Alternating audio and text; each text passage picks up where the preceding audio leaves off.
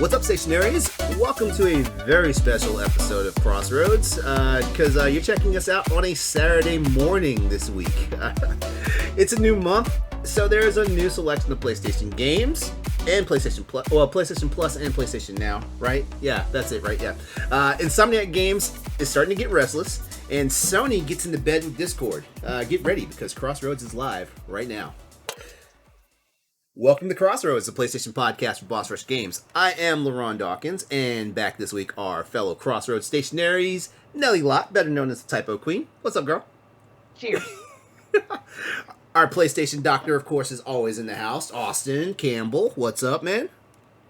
Cheers, but I'm empty right now. and what are you? Well, I want to call you a blockader, but I swear you just want to be called an elite block agent. What are you, man? What are you? Pika! Oh God! Pal Block's Eddie Varnell is here with us today. Hello, Good everybody. Good morning, you nerd. You nerd. So he's playing that Pokemon Snap. That's what that is. Are you? Yeah, I'm playing the Pokemon Snap. It's really, really good. It is really, really good. Hopefully everybody checked out the latest Nintendo Power Block episode. Check the intro. It was really fun. Had a good fun intro. Doing something different with it. But yeah. But thank you guys for having me. I definitely enjoyed the podcast. LeRon, Austin, and Nellie probably know that I hit them all back. Even though the episodes we recorded, here I go, sending like 15 of me. Austin know in the chat be like, okay, y'all talked about this, and LeRon knows too. Like I would hit them up and everything. But yeah, I'm proud of you guys. So thank you for having me this Saturday morning. Ed, please tell everybody we do not fight in the chat. Please tell everybody that, because everybody swears we're having slap they fights. Fight all the time. That's all they do. So, They just fight. So me and LeRon have some good discussion and good opinions. Everybody on Boss Rush get their snacks and sit down, and they would let us know that this is about to be a good comment. And we actually we don't go back and forth. I think me and LeRon, we nerd out so much and we talk so much that our opinions, as much as they differ and everything, we have a really good open conversation, and it's really healthy because it gets everybody else involved to have these conversations. You know, LeRon is not afraid to say what he's saying. I'm not afraid what I need to say. You sure as hell aren't afraid. I admit, No, he's not. my opinions jump off everything, but it's a really good, healthy conversation that me and LeRon have, and we could talk about games and everything all day long. But he always know that I'll always go into his personal chat to be like, "Look, I love you. Forgive me if I made you upset or anything like that." And everything. And I'm always like, I'm not mad at you, man. Right, we're just two passionate dudes talking about stuff we like. That's what it is. And then we'll see some foolishness and come together and talk about the foolishness that we see. How's everybody's week been? First of all, Nellie, congrats!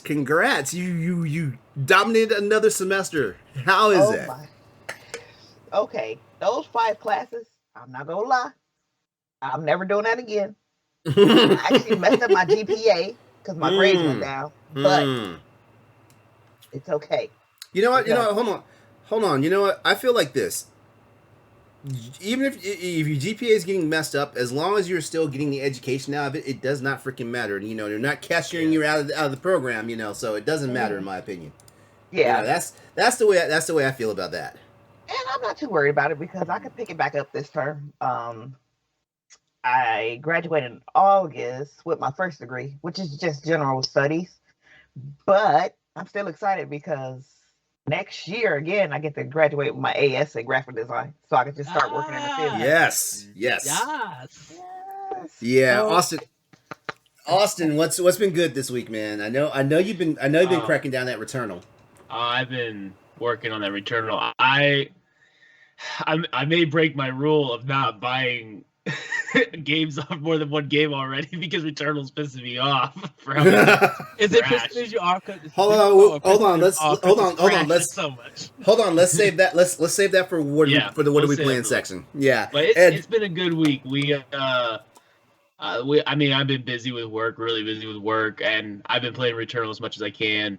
And then yesterday we had a drink fest, so I won't say what kind of drink, but a lot of it. And I wasn't invited. For the LAN party one. Well, it was LAN party's 100th episode. We recorded it last night, so it was just kind of like the original people. But we plan to have more of those kind of episodes.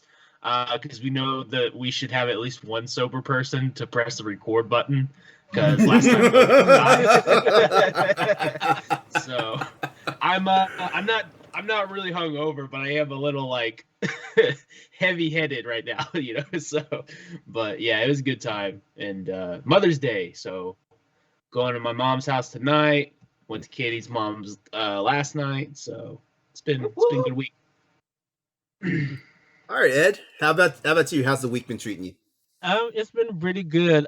Just been like knocked out with game announcements and doing a lot of writing. Me and Austin got our Beyond WASD shirts. Oh yeah. Oh yeah, dude. I got it in yesterday. So. Oh nice. Price came 2 days ago. The quality is phenomenal. Oh yeah. Dude, isn't it comfortable? We're gonna have to support. We're gonna have to support those guys.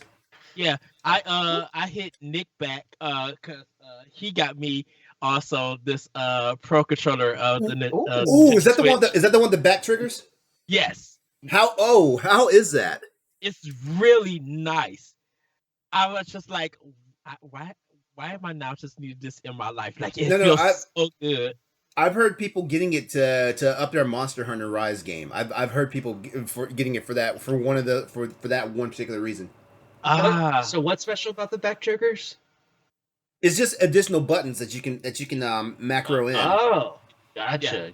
Yeah, they're at down at the bottom. It's kind of hard to see, but like the color it has. Yeah, I hit Nick up about it. I told him about the shirts. I can't wait for them to make more. And stuff. I kind of want a hoodie now in that material because it is literally just fantastic. I think I hit him up the moment he put them out. I was just like, let me Venmo you the money and everything. Yeah. I didn't expect him to sell it that fast. That everybody was hitting him up to get a shirt. Yeah. Are they sold out, or are they doing it like as orders come in, they'll get them generated? As orders as they come in, so you can hit Nick up. Hit him up and just message him and you guys want one and stuff. Nellie, if you can't get one, let me know and I'll get you one. All right, I'm excited.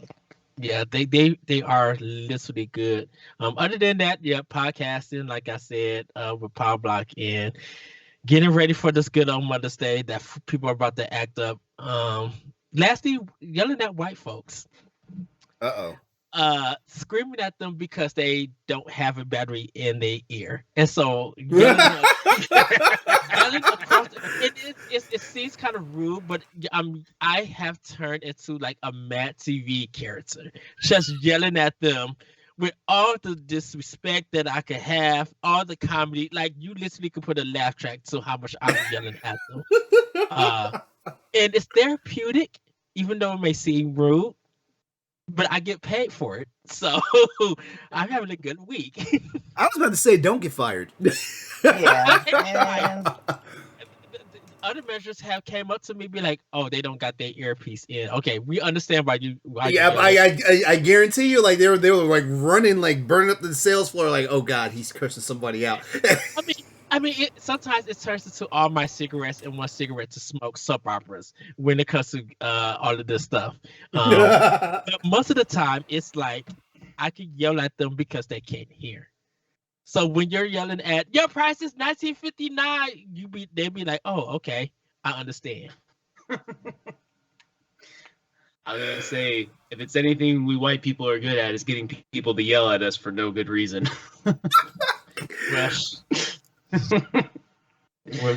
At my job, I'm going to be quiet. I'm going to be quiet. That is becoming a wacky Wednesday normally with yelling at white folks. Well, my week's been okay. Like work's been putting me through a few things, but it's all good because I like the challenges that my work brings to me. You know, like computer and tech stuff. And you kind of got a preview of that where like you know, like I'm having trust issues with tech right now, but you know, it's all fun and it's all good and stuff like you that. know, I instantly fell out when I read that. I'm like, okay, let me go get you some coffee and donuts. I had the coffee. I really need the donuts too, though. With the Mountain Dew. Oh, can I say? Also, I did try it. I did try the Mountain Dew. Oh yeah, the blueberry. It's not bad. It's not bad. I think the glaze covers my tongue, so it makes the Mountain Dew taste weird. In a sense. But it was good tasting with the bread. I didn't have a problem with it. It's not too bad or anything. Austin says the donut actually supercharges the flavor of the Mountain Dew. Yeah, it takes the sugary taste out of it. It makes it taste like Yes, it does that, and I think that's because of the glaze covering the tongue when you're drinking it and stuff. Yes, it's a whole new world. You can be on the good side of things. By the way, we can all agree it's Mountain Dew over Mellow Yellow, right? We can all agree on that, right? 100%. 100%. You only get Mellow Yellow at Cracker Barrel, and no one with the right. You get Mellow Yellow at Arby's. If you're eating at Cracker Barrel, you clearly don't have a mom who can cook. I mean, you know, I only drink Mountain Dew when I have to, you know, because like that's pure sugar, you know. I do the cherry red. That Mountain Dew SA do not get. That is full garbage. You're just literally paying for no taste. It's no good at all. The melon and the cherry and the pitch black with the grape flavor Mountain Dew is top notch. All right. So I'm not as big of a Mountain Dew person as it seems to be because I only have Mountain Dew when it's a fountain drink and it's with donuts or Mexican food. Those are my two things that I drink Mountain Dew with. Everything else I don't drink Mountain Dew. Yeah. It's not something I have in my house. But with those two things, I stand by it. I'm cheap, so I just find a good sale on whatever I can drink. Oh yeah. All right, well then, this is Crossroads, the PlayStation podcast of Boss Rush Games. Every week we come together to bring you the latest in news, rumors, games, and general discussion in the world of PlayStation. Crossroads is live typically on Tuesday evenings at 8 p.m. Eastern Standard Time on twitch.tv/Exodus803. But like I said, this is a special show today, so thank you for being here. If you're unable to join us during the live event, Crossroads can be found on Apple Podcasts, Spotify, or other podcast apps. And if you like the show, then please consider subscribing to our podcast show. You can also see the show on youtube.com/BossRushGames and our website, bossrushgames.com, every Thursday. While you're here, don't forget to check out our growing family of podcasts. While you're there. And remember to share, rate, and review us whenever you check out our show. And also, please take a moment and give us a follow on Twitter at @PS_Crossroads. All right, you know what? Before we break into our special edition of PlayStation, let's go ahead and go right now through the what have we been playing. What have we been doing this week? You know what? Just to spare everybody, I've only been playing Monster Hunter this week. So there you go. I've only been playing, but I mean, hey, like patch 2.0 dropped, and they brought back my favorite Elder Dragon. They brought Kushala Dara back, which is the wind dragon that was introduced in Monster Hunter 2, the Japanese version that we never got, but eventually saw when the PSP version of Monster Hunter Freedom 2 came out. But yeah, basically it's the Elder Dragons edition minus one Elder Dragon that was one of the originals. That I've been having fun. I've been breaking down like the HR cap is gone now, so like now you can get the HR 999. But basically right now all you do is just basically spam, a whole bunch of high level quests to get to that point. The meta has changed, which is great. I can actually say because of patch 2.0, I'm actually enjoying Monster Hunter Rise a lot more than I was when it first launched.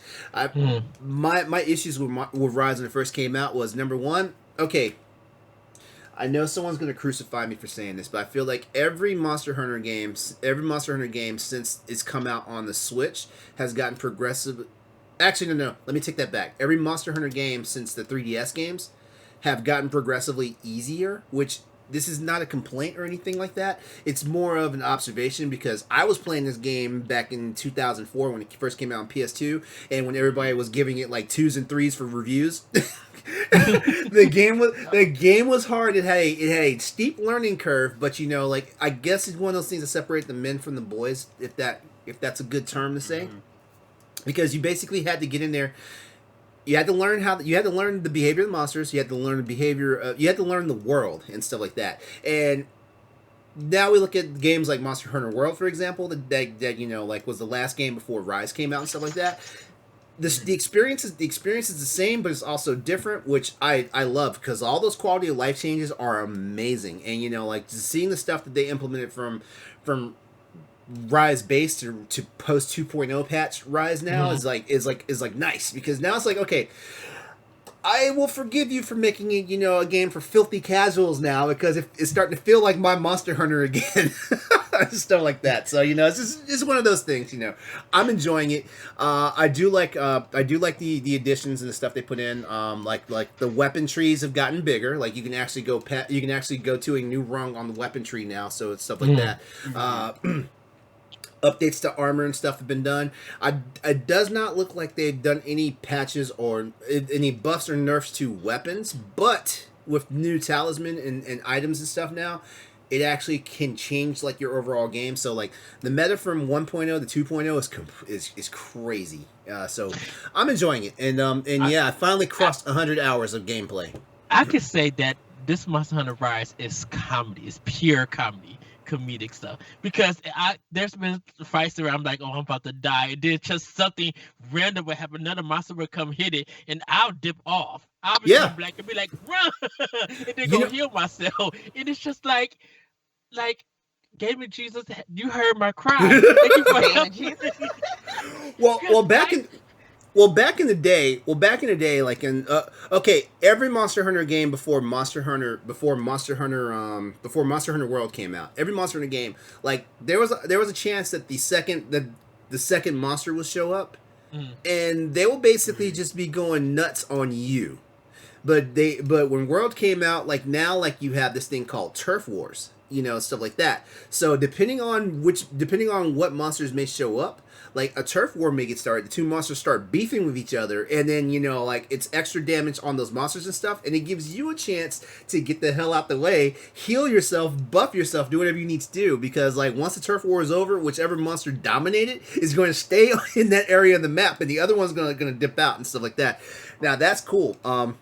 Because Anjanoff was Anjanoff, who I had to dip multiple times. Yeah. Because he does not play. I'm like, you and that mouth of yours is going to give me doing you again. And I just love this game. It's just so comedic and everything. Because you be focused and stuff, but then you just come like a whole different person when you were like literally in trouble. I gotta say, Rise is just so anime. Like compared to World, it's so anime because like even though like for the past few games, like there could be 3 boss monsters, you know, involved in that map. I swear, Rise is like you'll just be wailing away at one monster, and all of a sudden the other 2 monsters show up, and now it's like you and 3 boss monsters on the screen, and it's like, what the hell? It's because of Royal Rumble, and I dip off. I'm like, oh, I can't do this. Y'all go fight amongst yourself. And something like, I don't have nothing to do with this. And this is gonna be my last thing about Monster Hunter, so I can let you guys talk about what you've been playing. But okay, in World, like we learned to appreciate dung bombs, because when monsters showed up, you throw a dung bomb at one, they immediately run away. Well, Rise, like I said, was so casual friendly to me that I stopped bringing dung bombs in my loadouts. And dung bombs used to be what saved my ass in the other games. Yeah. And now it's like, oh man, I need to put dung bombs back in my loadout because it's nothing like having a Magnum Malo, a Rathalos, a Magnum Malo, a Rajang, and a freaking Rathalos. All in the same map at the same time. They're all going freaking nuts and stuff, and you're caught in the crossfire. It's like, okay, I gotta get 2 of you guys out of here. Yeah, all right. I actually can agree with what you've been saying about how Monster Hunter's gotten kind of easier, more player friendly. Because I remember when I would play on like the PSP games, I was young and I no doubt in my mind that if I had played that by myself and not had like older people to play with, because I was like kind of the runt of the group. I was like, I don't remember, I was like 10, 11, 12, and they were all 17, 18, seniors in high school, and they taught me everything I know. And I remember like, oh my God, this is so hard. Why did you guys tell me to buy this game? He's like, no, just stick with it. We'll help you out. And then when I got to World, I was like, oh, okay. I could do this by myself. I mean, it's not fun by yourself. It's definitely fun with other people, but you can do it by yourself. It's not a big deal. But yeah, I need to get Rise. Hold on, I've been playing Monster Hunter solo for a hot minute, because like when Monster Hunter came out in 2004, like I had a squad of people to play with, and we played religiously, but Monster Hunter didn't do that well in the United States. So ultimately, like, you know, I love the series enough that I was importing the games and stuff, and none of my friends didn't really want to do that. Like, I even bought a second PSP so somebody could play with me if they wanted to. I bought a second PSP and additional copies of the games if people wanted to play with me and stuff like that, because nobody really wanted to bite the bullet, buy a whole new system or import a game, you know, and do all that stuff just to play it and stuff like that. So I wound up unfortunately becoming more of a solo player. So, you know, when World came out, yes, I enjoyed, like, especially how it was like jump in, jump out. Like, you know, like you no longer had to have like lobbies or invites and stuff like that. Like, someone could throw up a signal flare and you could jump into that mission if you want and stuff like that. And then as soon as the mission's over, you can leave those people and be like, okay, I'm back to doing what I need to do. Yeah. So Monster Hunter, the world of Monster Hunter has changed. You know, like the world of Monster has changed, has risen above all sorts of stuff. Yeah, I did a whole bunch of puns just now. Please, somebody take the mic. Well, Nellie, you are playing a sudden new release. What is it? Well, I'm playing Resident Evil Village. And, oh my goodness, like, Resident Evil stresses me out, but this is a whole nother level of stress. I literally... No, I can't show that right now. I was gonna show y'all a bottle of wine that I'm polishing off. Because I needed a drink the whole time I was playing that. I didn't. Is it stressful? It's stressful. Like, everything just rushes at you. It's like, I don't know if you played the first Tomb Raider where everything was just crashing down and you just had to sit there and be on the edge of your seat. That's what's happening right now, and I'm like, did I miss something when I played 7? Because all this is like brand new to me, but I'm having a good time with it. I haven't met Lady D yet, but Lady D, is that what we're calling her? Is that what we're calling her? Lady D? Okay. Everybody loves her, but I like Heisenberg. You know, he bae, but we not going. Wait, is that the werewolf guy? I have not been looking at a whole bunch of stuff. We call him like the Resident Evil Magneto. Okay. Yeah, I haven't been looking at a lot of it. I did look at Digital Foundry's breakdown of RE8, but I haven't been looking at a lot of it because I want to be spoiler free, because I still have not played and beaten 7, so I need to make sure I do that before I start 8. Yeah, I should have did that, but I couldn't wait. So. Yeah, I still got to buy for it. You didn't play 7, right? Yeah, neither one of us. No, I haven't played 7. Okay. Yeah, as a matter of fact, that's Austin's one up on us. Like, he's actually played. I don't understand. He's played. Okay, here's why I didn't play 7. I didn't like the direction Resident Evil was going in, because I thought they were copying PT. But I see that they just have their own identity now. It's just different. That is a fair assessment, though, because I was thinking the same thing. Actually, that was a fair assessment. You know. I guess we need to be more.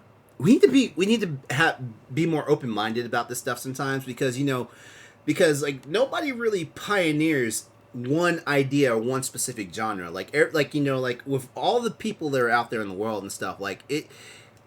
You can't say that one thing is uniquely yours, especially when it's not uniquely yours. You know. But you gotta kind of give it to. Go ahead, Ed. You kind of gotta look at Capcom, that Resident Evil has been in 3 phases. Resident Evil 1, 2, 3 has been the way, like the the controls and the camera angles and everything. And then Resident Evil 4 through 6 has been the over-the-shoulder action thing. So that's their second version of the series. Now, starting with 7 and 8, they went into first person viewpoint, and it's become something else with it. And so it feels like with every 3 games, and this is just an assumption, it feels like if they do a Resident Evil 9, that's the last first-person view. And then when they do 10, it's going to be something else and stuff, And it's weird because I'm not kind of called Veronica, like the side games and stuff. But it's kind of like, if you think about it, they have changed up the formula every 3 games, unexpectedly. Maybe that's the key to Resident Evil. Like, Resident Evil keeps reinventing itself, even when we have games like RE6, which was like the unpopular one. But like, I hate to say it, I actually enjoyed RE6. Yeah, there was some hookiness to it in certain parts of it, but I enjoyed it because it seemed like, if I didn't know any better, it seemed like Resident Evil 6 was trying to close off everything that was happening before. Yeah. Actually, I didn't like 6 when I first played it. Now I'm playing it again, and I'm like, why didn't I like this game? This game is like... I mean, like, even... Yeah, like...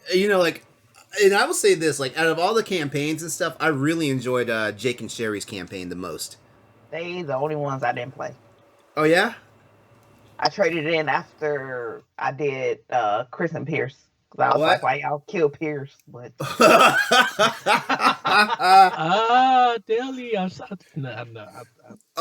no, Nellie has these crazy crushes on Resident Evil dudes. I do. And Sheva, I mean... Oh God. Oh, yes.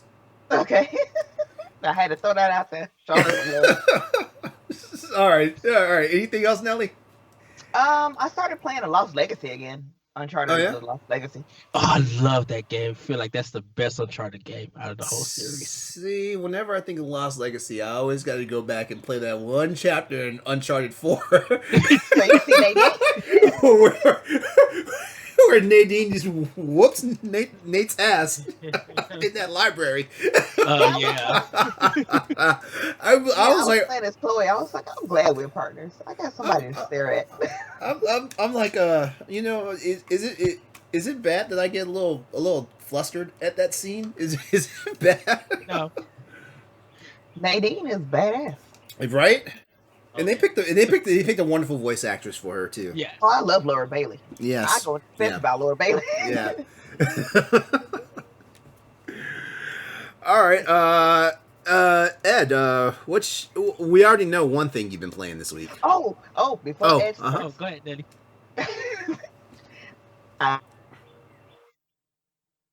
She froze. Well, you can print out your stickers. Hold on. Repeat that because you froze. I did. I saw. I'm looking at the stream. I don't know what happened there. Do you remember the kiosk where you can print out your stickers from Blockbuster? Anybody remember that? Yeah, I remember that. Yeah. I remember that. Yes, I had to look it up, and I'm looking at the picture right here. I just brought back memories. But go ahead, Ed. I just had to bring that up. Okay, so what you gonna say, LeRon? You said you know one game. Oh, I know one game because you basically yelled it out in your intro. Yeah, and then you have an exclusive on the. Didn't you have an exclusive on it this week on Boss Rush, the Boss Rush website? Did you? I want to say you did. I did it. Yeah. So I'm playing new Pokemon Snap for Nintendo Switch. We did a show about it on Power Block and just had a whole bunch of fun. I actually brought a Pikachu hat to wear for the show to speak Pika Pika. And it's a really great game, phenomenal. I think, and I'm sorry, Returnal, but I think new Pokemon Snap is going to be in the nomination for Game of the Year for some people. They have really been enjoying this game, and just taking the pictures and like seeing different different Pokemon and everything. It's been really fun and very relaxing with it.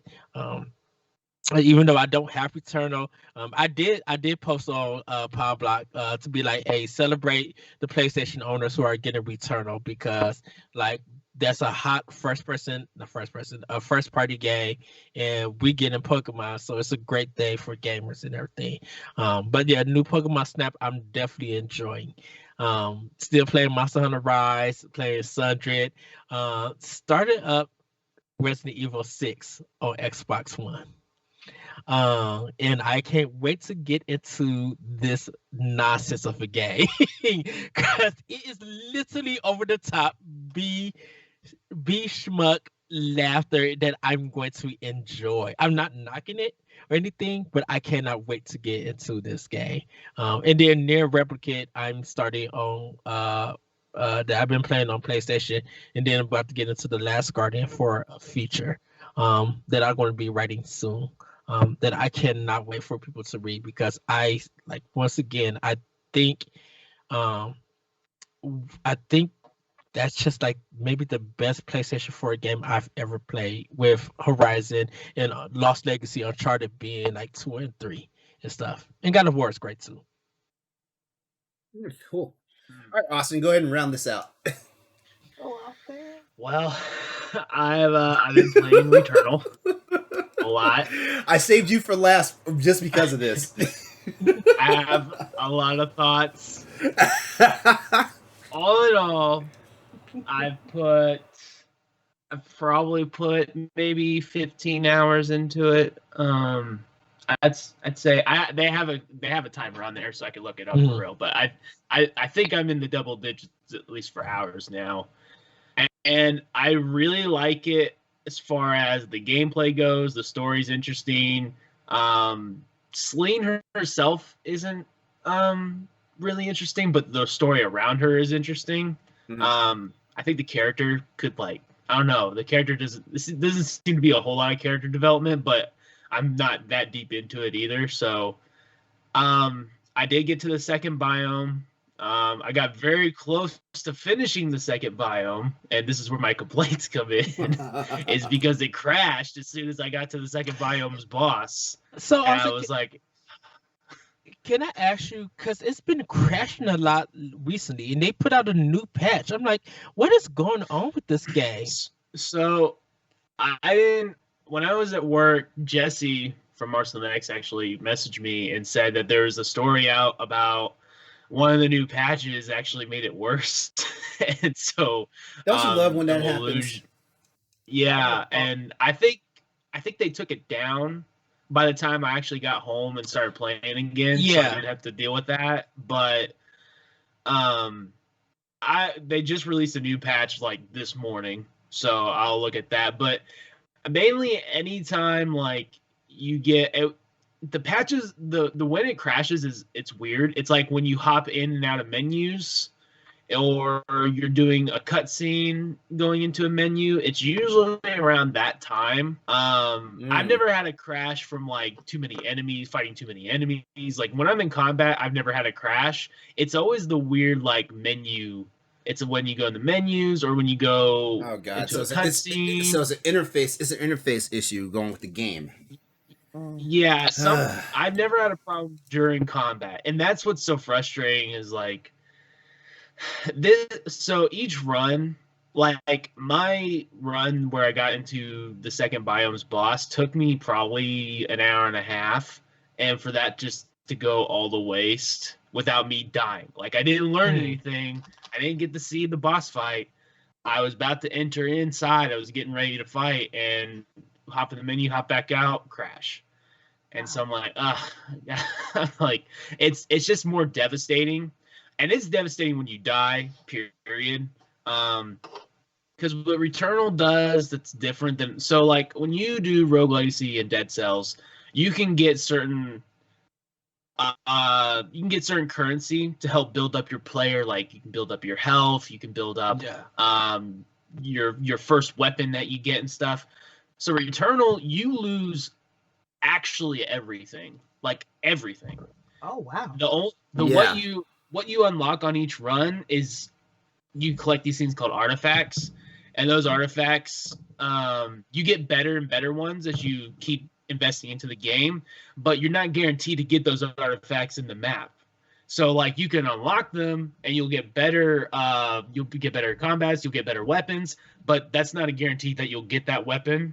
And like depending on what your playstyle is, like I don't like to use the shotgun. I use either the pistol or I just unlocked like a really fully automatic gun. But if I don't get those and I don't get a good version of those, I'm like I feel like I'm stuck already. So it does things different. And I appreciate that they try to do something different, but I don't think it worked for me. And again, I'm not really good at games. I'm decent in games, and I'm bad at some games. But I definitely, it is difficult. But what's most difficult and what's most disappointing is just when you die, you feel like you started completely over, and the fact that you crash. I've crashed more than I died. Yeah, Wow. that's what a lot of people have been reporting. Yeah. I maybe died 10 times in my runs now. I've crashed at least 12. Can I tell you, I put which game is more difficult, Returnal or Contra without the 30-man code, and people still say it's Contra. It's the hardest one. I'm like, wait, Well, are you serious that Contra is still hard on the NES compared to Returnal and what it does? Contra's. Okay, I feel like I'm difficulty. Like I'm never gonna beat Ghosts and Goblins. I don't want to play that. I don't want to play that game. No. I'm never defeat Ghouls and I'm Ghosts. never gonna defeat Super Ghouls and Ghosts. I've beaten Ghosts and Goblins and Ghouls and Ghosts, but I'm never gonna be able to defeat Super Ghouls and Ghosts on the Super NES. Maybe that's one. There's one that like I die like on the first stage. I'm like, how does anyone do that? Like, what? Hold on, is it the one with the coffins come out the ground, they start floating? Yeah. That's yeah. Super Ghouls and Ghosts. That's the Okay. Super NES one. So I'm not saying that Returnal is anywhere near that kind of difficulty. The difficulty is when I play a roguelite, which I love roguelite. This is one of my favorite types of games, period. But when I play it, when I die, I want to be excited to start my next run. I'd be like, oh, I could have got it. And that's what Dead Cells does. That's what Rogue Legacy does. That's what Hollow Knight does. Like, all of these games. When I die in Returnal, I am so disheartened that I'm just like, I only want to play it because I really enjoy the game, but I'm not excited about starting a new run. Like, maybe Housemarque did this on purpose, so this gives them enough time to get their next game developed and published. People have literally been beating it's the long game. enough to get your $70 worth. It's gonna be that long, but that's the joy sometimes. We'll never know. We'll never know. All right, Austin. Anything else, Austin? Well, this is kind of where it's breaking me. Is like, I really want to play Resident Evil 8, and I definitely want to play Ratchet and Clank. This game is like disheartening me so much that I kind of just like, I don't want to keep going on this game till I finish it, and I may just go ahead and buy another game. Hey, I wonder. Or go back to my PS4 backlog that I have. Oh God. But, hey, I wonder if it's this game that's the reason why Sony's thinking about getting that patent to get like live people to give you hints and clues on how to beat games. Have y'all heard about that? Oh yeah, I saw that. Well, here's the thing, because I mean I don't mind asking for help. So I went and looked for different people's like what were their strategies and stuff. There's not a good strategy to this game. It's not. There's no like. Because it's randomly generated, and the fact that you can't like say, hey, in this build up these powers because it's going to help you in this boss fight, or build up your health here. Like, you can't really do that. There's not that. It's all random. And so each run is a mystery. Like, are you going to get a good loadout, or are you going to get a bad loadout? And most of the time when I get a good loadout, it crashes. And most of the time when I get a bad loadout, I die. That sucks. So looking at it, you need to be a professional at bullet hell shoot 'em ups in order to learn how to play Returnal. Because it's not the roguelike of the game. It's learning the patterns and being able to be at a certain spot, like a minuscule away from where the bullet is coming from, and then being able to still hit it.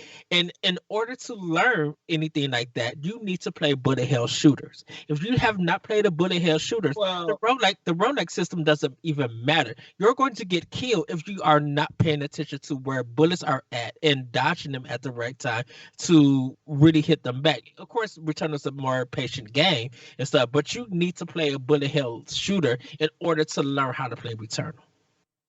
I will say this because I do like bullet hell shooters. Like I don't think that's going to help you all that much. Because in the 3D space, because you're worried about people behind you, whereas in bullet shooters, as far as like, you know, if you're talking like you're worried about stuff that's to the front and to the side. You can see everything that's in front of you, behind you, inside because you're looking at it top down. If you're talking about games on this one, you cannot. So you got people behind you that you can't see. You got people to the side that you can't see. You can see the people in front. There's tons of enemies, and they're all. One in particular is annoying on the first biome that I'm like, oh my gosh, because you have to. I mean, you're gonna be pushing the dodge button a lot in this game, a ton. Yeah. You're gonna learn that circle button more than any other button in this whole entire game. Damn, listen to you describe it like that, Austin. I'm going to be so pissed if Metroid Prime 4 comes out like this. I'm going to be so pissed. They're gonna do it just for you, LeRon. Just because you said that. I mean, and I really do like this game. There's definitely some Housemarque qualities in it, as far as like when you reload your guns. If you click it right, then it automatically loads your gun back up. You don't have to go through the loading phase. But you know, the kinetic enemies, like there's a lot of stuff I really like in this game, and it's definitely got the Housemarque brand on it. It's just the crashes are disheartening, and the fact that I love roguelikes, so I know what it's like to start all the way from the beginning again after you put a lot of work into it. But this is like a whole nother level where it's like you just sigh every time you die. Like, whereas in like this is why Dan asked me, is it better than Hades? And I can honestly say no. Hades is a masterpiece to me where every time you die, you're learning new stuff about the story. You have new ways to upgrade your player, and you continually grow and grow and grow. This is just like, back down. What are you gonna do now? Oh, like it's like a bully punching you and being like, get back up. You know. What'd you say, Nellie? Does it give you like a Dark Souls feel? You know how frustrating that game is. Is it like one of those frustrations? It seems like it. It seems like it. Because, okay, so most of the time in Returnal, it's pretty easy, honestly. Like, most of the rooms are pretty easy, and you'll get 2 or 3 really hard rooms on the way there. It's like Hades, actually. Yeah, so, I mean, it's like, the problem is those rooms that you enter that are really easy take a while to get through, so you're like, all right, I gotta go through go through here, you know, and then... Now that I'm in that second biome, I don't have to face the boss anymore in the first one, so I can go straight to the second one whenever I feel like I'm ready to go. But you do want to build your character up a little bit, because if you go right into the second one, there's new enemies there, and some of them are... I actually think the enemies in the second biome are easier than the ones in the first, surprisingly. So is it because the game has already loosened you up? Is that why? I don't know, the patterns that they go through, like outside of one enemy, the patterns they go through are like, okay, this is kind of easier, and it's like really open. Whereas like in the first biome, there's a lot of places where you can just fall to your death. The second one doesn't have that. The second biome doesn't have that. It's really open in the desert and stuff. So you know, I wouldn't say it's like that, because also you can kill enemies pretty easily. It's just a lot of enemies. Whereas like Dark Souls and stuff like that, like enemies are hard, and there are some times where there is a lot of enemies, but you know, you're just fighting those specific ones. Whereas Returnal, you're getting surrounded by different kind of type enemies. But nothing is really too hard to beat. You do have to dodge a lot, which I can say that's a lot like, you know, Demon Souls, Dark Souls, but you're constantly shooting. Like, I'm never letting go of the trigger. That's why I like the automatic guns, because the shotgun and then like the assault rifle and like the burst, assault rifle goes way too quick, and then like the burst rifle, you have to keep pushing it, and the shotgun, you have to keep pushing it. I rather just hold down the trigger and focus on all the dodging aspects of it. So that's why I go for the automatic weapons like the pistol, and then the new gun that I got in the second biome. So, but yeah, you will be dodging a lot, but you're always putting damage on people. You can see the damage go down. That's the other thing. You don't know when you're about to beat the boss. You know when you're about to beat these big enemies. They have a meter on there, so. But, yeah. Well, it's, speaking of Housemarque, right now, jump on the PlayStation Store, take advantage of this because 3 of Housemarque's classic games for PS4 are on a deep discount right now. With Returnal making its debut this past weekend, Sony wants you to discover some games that may or may not have been, you may not have known they were made from Housemarque, basically. Right now in the PlayStation Store, Racegun, Alien Nation, and Motherfall have all gone on huge markdowns. Racegun is currently $6.44 on the store, which is 57% off from its original price. Alien Nation is 75% off at $4.99. And Matterfall, I said Motherfall, my bad. Matterfall is 50% off, is half off at $9.99. So get them while the savings are hot. We do not know when this sale is ending. And this is a wonderful opportunity to pad your library with some really excellent and highly rated arcade-style games. I highly suggest Alienation and highly, highly suggest Resogun. Matterfall, take it or leave it. Resogun was the game that sold PS4 to a lot of people. Well, it also helped that it was one of the first free titles you got from PlayStation Plus. Yeah. It also helped.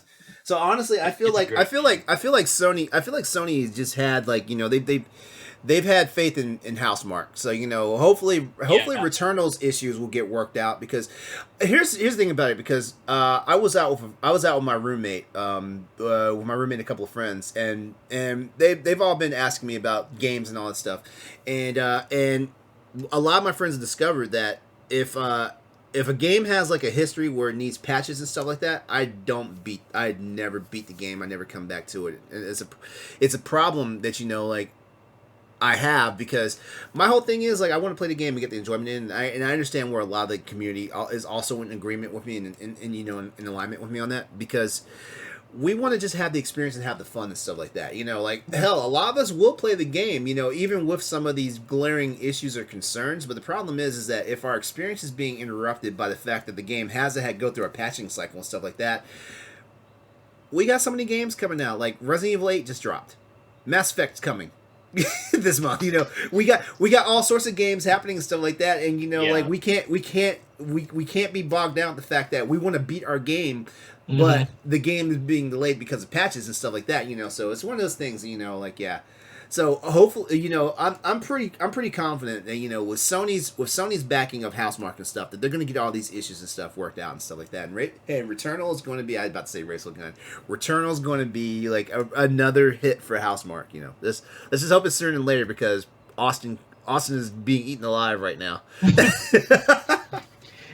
Austin sounds like me. You sound like me playing Super C now. Cause I'll get to the 3rd level and die. Have to restart all over again. Be like, dang it! All right, so we're gonna go ahead and break into our favorite segment of the show right now, which is what's on your plate station. Everyone that's tuned in before knows what goes on here. We talk about food because we're a bunch of fat kids and stuff like that. But this week's what's on your plate station, we're gonna do the sandwich smackdown. But it's gonna be of a twist. We're not talking about sandwiches you go and make yourself in your own kitchen and stuff like that. We're talking about the fast food sandwiches and stuff like that. So basically, we're gonna slap you with them Sammies. Basically. Oh yeah. All right. So we're gonna make this one really simplified. We're only gonna do two topics this time. So we're gonna talk about our favorite, sub-style or sandwich shop, sandwich. I know Corey's mad if he's listening right now because he's like, man, Earl sandwich. I know he's I don't mad. have an Earl sandwich, but if I ever I don't either. I don't either. I think Nellie's you're probably the closest one to an Earl sandwich on this show right now because it's Disneyland, right? Disney World. Disney World. Disney World, yeah. I'm gonna look up Earl Sandwich. Oh, there's one in Atlanta. I'm gonna be going through Atlanta in a few weeks. Like Atlanta's the closest. Atlanta's the closest one to me too. So yeah, favorite sandwich shop, and then our favorite sandwich, and then as a kicker, we'll probably slam somebody. Oh wait, should we slam somebody? Because I don't know. Crossroads needs endorsements, dude. Should we slam somebody live? I'll slam. I don't care if we do it or not. I'm gonna slam somebody. All right, so Ed, you're up first since you're our guest this week. You're up first. Favorite sandwich shop or delicatessen? Like, what is it? What is it? Okay, so we here got a local place called Lino's, and like they make the best ham and turkey sandwich. They like their cheese, the lettuce, like all of their stuff is like custom. They do their own meat, they do their own cheese and everything. And it's so good, it's so low key and they're very affordable too. They're like you could probably get like a whole meal for $6. And everything. Wow. And like the breading, they break themselves, and it's just like, oh my goodness. I think the only problem that happens to is that the parking is on the street and it's on a busy intersection, so you got to kind of be like, I need to park my car, hurry up and run before I get a ticket to get back in my car and drive off. But they are so good. They've been probably there in my area for about 30 plus some years, since the 80s, and they're still going strong. Their ham and cheese with some good oil and vinegar on it. Ooh, yes. Boy. Ooh, you talking about some church. So it's all house style over there, right? Nothing seems manufactured. Do they make their own bread? Yep, make their own bread and everything. Do you know where their processed meats are coming from? I didn't mean to say it, no, make it sound like that, but no, that I do not know. But they have a shredder in the back where you can see them cutting their meat and everything. So and it's just like, oh my goodness, this is so good, and like everybody in my whole Lake County area knows about their business, and they would go there and get sandwiches there. Since you actually did a local owned mom and pop place, what's their? Do you know what their signature sandwich is? Do you know what their sandwiches that actually brings people in? Do you know what it is? Every one of those places typically have one. Not really, because it's just because they kind of have everything basic, like almost like Subway or Jimmy John's and stuff like there. So they kind of do stuff like that. They haven't like really went out and do anything special since there's like such a mom and pop store. Okay. They may have changed their menu because of COVID and everything. People probably just pick up and leave and stuff. And I haven't got a chance to order from them because I was trying to figure out where they're going to be closed, where they're going to be open. But I think they'll just open back up. So I'm going to check them out probably Monday, and I'm going to let you know next time. Okay, so is the ham and cheese with the oil and vinegar your favorite from there, or? Yes. Okay. Yes. All right, yes. Cool. It sounded good the way you described it. Do they give you options on as far as like toasting the roll, stuff like that, or do you just have to get whatever way they serve it?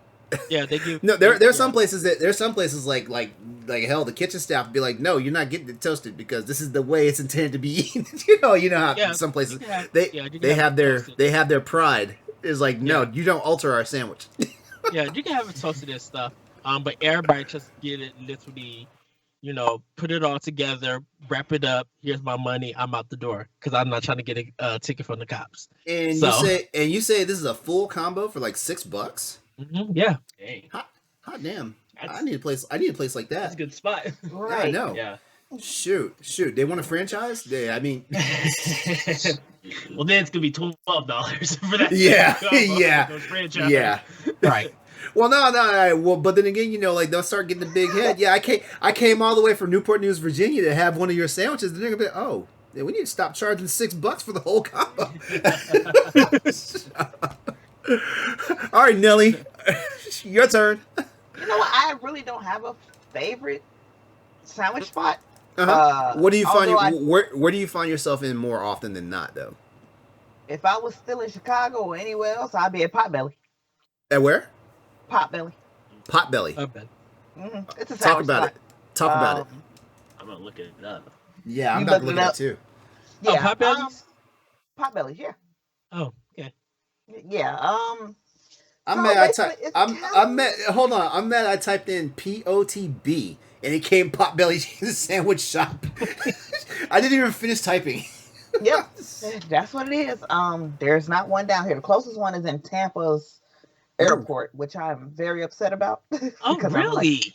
Yes, but you can find them like almost anywhere. Yeah. I see. There's some in Richmond. Man, they got a PB and J sub sandwich. They do that. Oh, yeah. That's My interesting. favorite is I've the never Man. seen that. sandwich though. It's like I said, it's set up like Subway. My favorite is the meatball. Yeah, And the I meat just- I'm looking at that right now. It looks good. Yes. I'll hook mine up. I know they probably be looking at me weird because I put all like kind of veggies and everything on it, but Oh, this is hilarious! I just looked at all their sandwiches and stuff, and their PB and J actually has the highest calorie count. Everything else has modest calorie counts. This bad boy. I didn't notice that, but that's totally true. This bad boy clocks in at 1,050 calories. Like the next one that comes even close to that is oh my god, it is. the next one that comes close to that is 740 calories. Wow. The PB and J is their sandwich and a meatball sandwich on there, and it's not even close. It's half the calories. Oh my Oh, god! yeah. Wait, Like I said, I just hook it up, and I know we're not talking about it, but I love hold that on, chili. I'm gonna put their website in the Twitch chat so everybody else can see it too. You like that chili? Baby. hey! You know it'd be awesome. You know it'd be awesome if they get more customers because of this podcast, and all of a sudden they reach out and want to sponsor us. Hey, I will be Potbelly, sponsored by any Pretty sandwich. much Orlando. Right? I will say, damn, trying to lose weight. You know, if I get sponsored. I'm not mad. Not mad at I'll all. eat enough for both. I'll eat enough for all of us. I'll just eat. I don't care about losing weight. I'll just eat them all. You know what, Nellie? I just had one of their pot pies there. Bomb big. I'm surprised. Hot pies? Oh, wait, hold on a second. Let's see here. Salads, Is it deals. the Popeye soup? Yeah. You talking about, man? Yeah, Yes. I just saw that. Oh, good. They are. It's good. Let me get off this See, web. there's Let not me one around me me, get- let me get off this website. and it throws it in my face. I'm sad now. Because I got one. I literally got one down the street from my job, so I could just literally go Actually, there. I had Okay, a friend so- that used to live like right across the street from one. So every time he threw a house party, I'm like, I'm going to Potbelly. Don't worry about me. Like everybody eating good, and I'm like, I'm going to the sandwich shop. Right. I don't care about your barbecue right now. Nelly, what's your favorite get down from that place? The meatball sub. The meatball sub? Yeah. Okay, is there anything particularly special about it, or it's just a meatball sub? It's really, again, you can get whatever you want on it. So like I said, I put all the veggies on it because Mhm. people, I go to Subway and do the same thing, and they look at me strange, and I'm like, at least at Potbelly, they don't judge me. Right. But yeah. Or they don't judge me through the drive-through. They just like take my order. Yeah, Remove it. So, I don't care what you think. It's good. All It's higher quality. I can tell you that much. Yeah. right, Austin, you're up. So my favorite all-time sandwich spot is Bill and Roos. It's a small chain in the Tulsa, Oklahoma area. They're owned by someone. They're Armenian, so like they have a lot of Armenian dishes on there as well. They're like a lot of people go there for like tabbouleh and stuff like that. But their roast beef and cheese sandwich there with the where you dip it in the au jus sauce. That's my killer sandwich, man. The hot roast beef sandwich. You dip it in the juice. I get lettuce, and I just get lettuce, cheese, and meat. But then I get this. They've got this like jalapeno spread. It's like a jalapeno relish, I guess. It's not sweet, but it's just jalapeno relish, and it is amazing. I love that sandwich to death. That is my absolute go-to. They have, I think they only got like maybe six places in the Tulsa area. But there's no better sandwich place in my area for sure. Like that is by far the best. And did you say what your go-to? It was the go-to was with the was repeat it again? Yeah. The French dip almost, but it's the hot beef and cheese. It's so good. I love Bill and Roos. If you're ever down here, you got to go there. Yes, we coming to your area. Yeah, right. Yeah, right. Yeah, like hey, Nellie, he still owes us the peach preserves. Yeah. Oh yeah, So I asked her the other day, and she said they usually go in June to get them. That's when they're ripe. So it'd be like June, July, August, maybe. All right, about that time. Send me some. I'm here. Hey, I'll take orders because I already told her I was like, hey, I got a lot of people asking for some preserves. I'll give you some extra money for peaches, and if you'll teach me how to make it, I'll help. And she's like, all right, we'll do that. So I'll PayPal you $20. It shouldn't be that much, but it shouldn't be $20. But it's that's good stuff. Good stuff. That's for ingredients and labor. I'm sorry, all right. Well, I guess I'm gonna be the spoil sport here, and I'm actually gonna bring up a chain because I actually like Firehouse Subs. I do. I like Firehouse Subs I'm too. jealous of you, LeRon, because I don't have one here. What? Yeah, I have to go to Indiana to go. I thought you probably gotta go to Indiana. Yep. Yeah. You know what the best part about Firehouse Subs is they don't slack on the meat. They don't put on the meat. Yeah, and they that don't. is the best part. Yeah, like they are the Arby's of sub sandwiches. Like that's true. I literally may touch down there next Friday because I'm off for work. So I might actually drive up to Indiana to go get some. Mm-hmm. Okay, but so basically, like, here's the setup and everything, and Zoomy2009, the Twitch chat right now, can agree with me on this one. The Smokehouse beef and cheddar brisket sub from Firehouse. It doesn't matter. It doesn't matter what. 100%. It doesn't matter if it's on white or wheat, whatever. If you're being extra adventurous, asking for extra cheese, extra sauce, yo. LeRon, place that into our chat so I can remember when I go there, so I can get that. Yes, that sounds good. I will hook you up. And you know what? Here's the cool thing about this sandwich, because you know how sometimes like red meat, like especially cooked red meat, sandwiches, like there's a fine line, like it can't be undercooked and it can't be overcooked, right? Mm-hmm. I swear sometimes their beef and cheddar brisket sub tastes better when the meat's been overcooked. Like the one that's just been sitting there like just basically simmering like half the afternoon and stuff. I feel like it's the best right there. Where it's almost flavor there.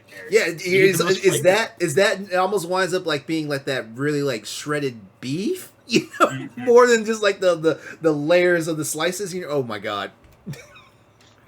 Yeah, I love Firehouse Subs. I think it's the best chain in like Jersey Mike's put up a good fight, but Firehouse Subs is got it going on. Anytime me and the roommates order Firehouse, like it's weird because like they always know I'm going to get the beef and cheddar. So what they do is they try to be like, hey, can I give you half of my sub and you give me half of yours? And it's like, I'm going to get this. I'm going to get this. If you like it that much, why don't you get your own? Even though I will like trade half the sub for their club on the sub. I will trade for that, But normally what I'll do is like, how about this? Like, how about I cut this half into half? I'll give you a quarter. The New York steamer is the one I love because I love pastrami. Pastrami is I love them. And the smokehouse beef cheddar brisket is good. And for anybody that doesn't know, like their signature sub is actually the hook and ladder, which basically is just your normal like sandwich fare like sandwich and stuff like that. But it's actually pretty good, and every sub they make there is a hot sub, and certain places like I feel like they can overkill their sub real fast if they heat it up or they toast it and stuff like that. But I've yet to have a sub from Firehouse that like them toasting it was what killed it for me. It's never happened to me. That's the only place that was like, oh, you toast your sub, do it. I don't care. Yeah. I think we did pretty good. I don't think we slandered. Well, not slandered. I don't think we gave anybody a 1-star Yelp review. What? Okay, if I were to say,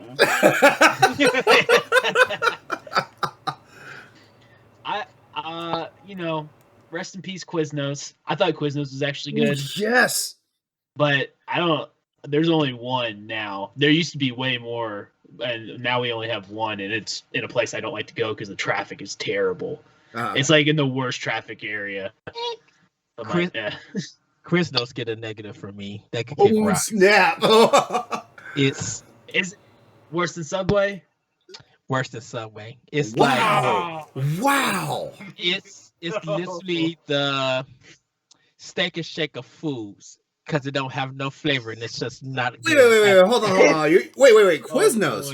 Because I feel like it's Subway. Like every sandwich tastes the same. The only sandwich that doesn't taste like any of the other sandwiches in Subway is the meatball marinara, and that's only because it's all slathered in marinara sauce. Grocery store sandwiches taste better than Quiznos. Oh my god! All right, well there goes the slander. I was gonna say I don't like Subway, but this is good. I was gonna say I don't like Subway. You know what? It may just be my area because we don't got Quiznos no more. Like they took all. Yeah. I have to drive 40. I have to drive 40 plus minutes to find a Quiznos in my area now. Yeah. Ed just thinks that Quiznos commercial. I didn't know. I'm surprised that Quiznos even still have commercials. They probably don't now, but back in the day, they had a really annoying commercial when I was a kid. I remember it. It's some kind of chinchilla singing or something. I can't remember what it was. Oh, I remember. Yes, I remember that. That. Yeah. I think that's what it is. Their advertising and marketing was what killed them. I think that's what happened. Because everybody's like, what is this? I gotta give a shout out to Jersey Mike's. I really did like it, and getting it Mike's way with like the vinegar and the olive oil. I was all about that. Yeah, like Jersey Mike's. I've actually had them a couple of times. They're good. One of my favorite places that I can't seem to find anymore, Slotsky's Deli.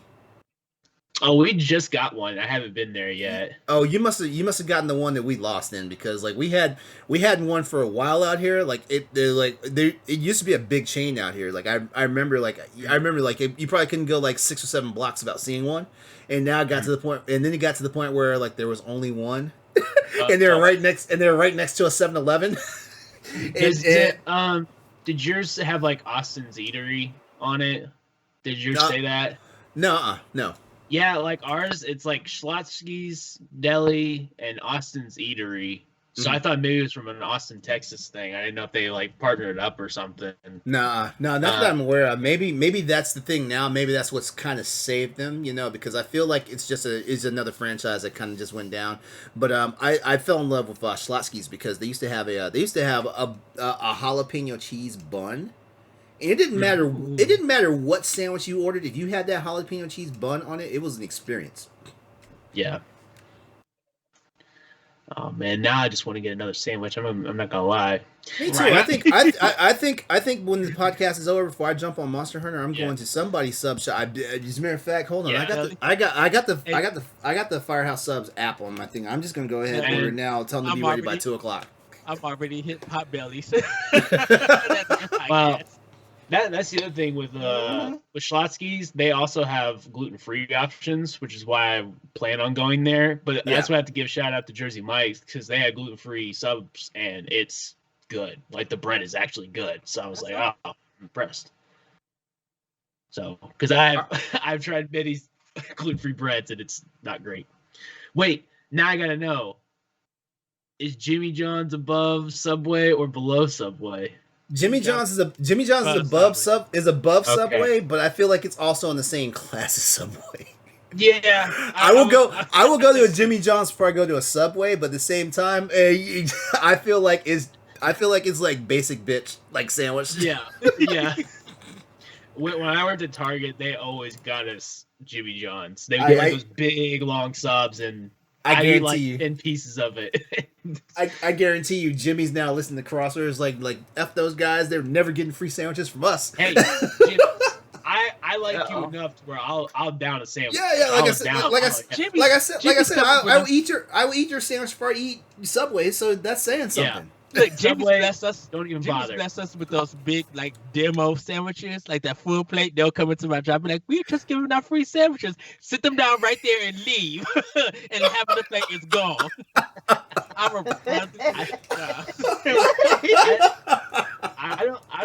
don't want Subway to sponsor us because then we're like the Jared Fogle replacement. I don't want that. Right? Yeah. I mean, it's already bad enough that we're in a kid adjacent zone because we talk about video games. We don't need that type of press on us either. All right, well that's a wrap for what's on your plate station. Hit us up at ps_crossroads on Twitter. Let us know your favorite sub or deli joint, and what your favorite sub or deli sandwich or whatever is your thing, and have a conversation with us. Also, hit us up on Discord. We actually have a Snack-Tendo section. That I tried to tell the Pal Block people, like, can we change the name Snack-Tendo? It just sounds like we're Nintendo junkies here. Snack-Tendo is the originator of everything, so it's the papa of all snacks. See, I know the person who runs our Discord. It might wind up being called PlayStation going forward. We're gonna have words. Hold on, well, not words. We're gonna have a conversation because everybody thinks we argue a lot, in chat. That's true. All right, so thank you for sticking around with us. We've still got more stuff. We're finally about to get into the news, but we've also got a special segment just for the State of Play last week. I know we're a little late, but we want to talk about Ratchet and Clank. We were going to talk about it on Tuesday, but technical difficulties, thunderstorms, things like that, kind of kept the show from happening and stuff like that. So let's go ahead and bring to the blurbs and the news real fast, and let's get to the special segment. All right, so I already told you about the Housemarque sale. There's this thing going around online that, Sony has invested in Discord. So we should talk about that real quickly, because Sony has made a minority investment into the social network Discord, with full integration coming to PlayStation next year. The announcement, which perhaps explains the closure of communities on PlayStation 4. Remember, we had a big conversation about that, didn't we, guys? Was made by bigwig himself, Jim Ryan, on the Sony Interactive Entertainment blog. With the executives explaining that our teams are already hard at work connecting Discord with your social and gaming experiences on PlayStation Network. He continued by saying, our goal is to bring Discord and PlayStation experiences closer together on console and mobile starting early next year, allowing friends, groups, and communities to hang out, have fun, and communicate more easily while playing games together. By the way, I wrote an article on this on bossrushgames.com, so check that out. Let's talk about this real fast because we got, like I said, we got other stuff to talk about. My thing is, guys, did we see this coming? I don't think I saw this coming. Did you? I didn't see it, but then when I saw the news, it kind of makes sense because I've been putting this out. I'm like, is this a good business? This is a good business move with Sony acquiring Evo and partnering up with Discord. And is Evo and Discord going to be working together in a sense, like when people are streaming and watching this stuff? I think Sony's just making odd business moves, but it's working in a sense. Okay. Yeah. You know I feel like they're just trying to branch out. They're trying to just kind of build their own, because Sony is basically PlayStation. Like that's the biggest part of their deal. Plus they have like their movies and stuff. But PlayStation is their big money maker. And I feel like I think you got to think about how much money like their competition has. Like Nintendo's got their money, but then Xbox has all the Microsoft money, and I think Sony has to make that kind of money. If they're not careful, Microsoft can invest so much into Xbox that they're just going to always feel behind. Yeah. And I think that's what Sony's trying to do, is just kind of dabble in different stuff to bring revenue in. I think it's oh, go ahead. Ed. Oh, Microsoft is more of a software hardware company. Like they build in PC and they build in tech, so they know they could easily do all of this stuff on their own. Where Sony is only for sound and putting out like products and stuff. They're not very technical like Microsoft is. Sound and movies. Yeah, movies. You gotta remember Sony. Yeah, you gotta remember Sony is they're still. I'm not gonna say they're the authority in movies, but they are an authority in movies. Yes. So Sony has a market cap of 130 billion. I'm sure Microsoft is probably 3 or 4 times that, if not more. Actually, probably even more than that. Let me look. Yeah, and we know that Nintendo's got their money. Yeah. Microsoft is 1.856 trillion. So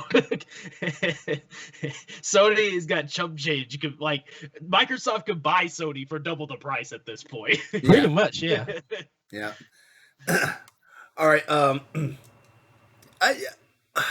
I kind of didn't see this. I kind of didn't see this coming in the fact that, I thought Discord was going to get purchased by Microsoft. I really thought so. But a couple months ago, the news came out that, Discord had basically dropped all negotiations and stuff like that. So it was one of those things was okay, I guess Discord decided they're going to do their thing. And then this comes back saying, then we hear that, Sony just bought a minority stake in the Discord, and they're like, wait a minute.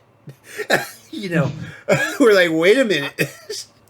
Well, this probably works for Discord, where they feel like they have potential. It really depends on who's in charge right now. Do they want to sell out because they know they'll make more money that way, or do they want to build their own company? And I think Sony just partnering with them is like, hey, we got a big person on our side. That's going to help us grow. We don't have to sell out right now. This is the weird thing with Discord. I feel like just last year, Discord has gotten big because nobody really was using Discord for streams or using it for any kind of purposes. It was just come to my Twitch or Mixer stream and let's get in the chat. And now people are incorporating Discord, and just out of the blue, it's become popular. It's become the way to use for a lot of people. Well, so I think we have to thank COVID for a lot of this, because basically, people need to find new ways to communicate and do things effectively with each other. That's why Zoom jumped off. That's why Skype has gotten a little bit better. It's things like that. Discord is like the sleeping dog, to use a pun, on this. Discord's been out there for a while, but now, because of the way the world changed how we communicate with each other, Discord became a player. Yeah. Yep. So I mean, it's interesting. This is a PlayStation show, so any news that helps boost PlayStation, is always great for us. Let's just go ahead and move on. The last official gaming magazine has shut down. The official PlayStation magazine UK, better known as OPM UK, has called it quits, marking the end of an era. It was the last official games magazine still in circulation since they started 33 years ago. As reported by Video Games Chronicle, OPM continued following the closures of official Nintendo magazine in 2014 and official Xbox magazine in 2020. All three were published by Future, the home publisher. In a press release, Future said that it will now publish a new unlicensed magazine for PlayStation gamers called Play. It's funny because there used to be a Play magazine. It used to be a PlayStation magazine. It's funny. With the aim of going farther and deeper than ever before into the world of PlayStation gaming. Future didn't say why it decided to pull the plug on OPM in favor of yet another PlayStation-focused magazine, but the press release alludes to Sony having a say in the decision to not renew their license. I feel like magazines and printed publication, like I feel like it's always been in a weird place because of online and blogging and vlogging and stuff now, so I feel like that. So it was crazy to hear that there were still print magazines out specifically for like the different publishing platforms. I didn't know that the Nintendo magazine shut down back when it did. I thought it was a little more current. I know there hadn't been like any real. Is Nintendo Power technically still in print? Nope. Nintendo Power is out of print. Yeah. Okay. You would think if any of them were to succeed, it would be the Nintendo magazine. Yeah, just right. Because collectors, like Nintendo has the collectors market. Because Nintendo, they kind of probably did the same thing with Sony. Like they made the decision that they was going to close it. They was going to close it and stuff. But there are like fan sites and people who do make a Nintendo magazine and stuff for it. So. I wonder why Sony didn't just have these guys make their press releases for games, because I'm sure they could do a better job than what they do now for all their stuff. Well, whoever's working on the PlayStation blog being like, hey, Concrete Genie's out today. What game is that? Like I just feel like these guys probably could have done a better job of making exciting and hype videos and articles for their games that no one's talking about. But, yeah. Oh well. And probably because Edge magazine is still a big thing. I think it's going digital too. Yeah.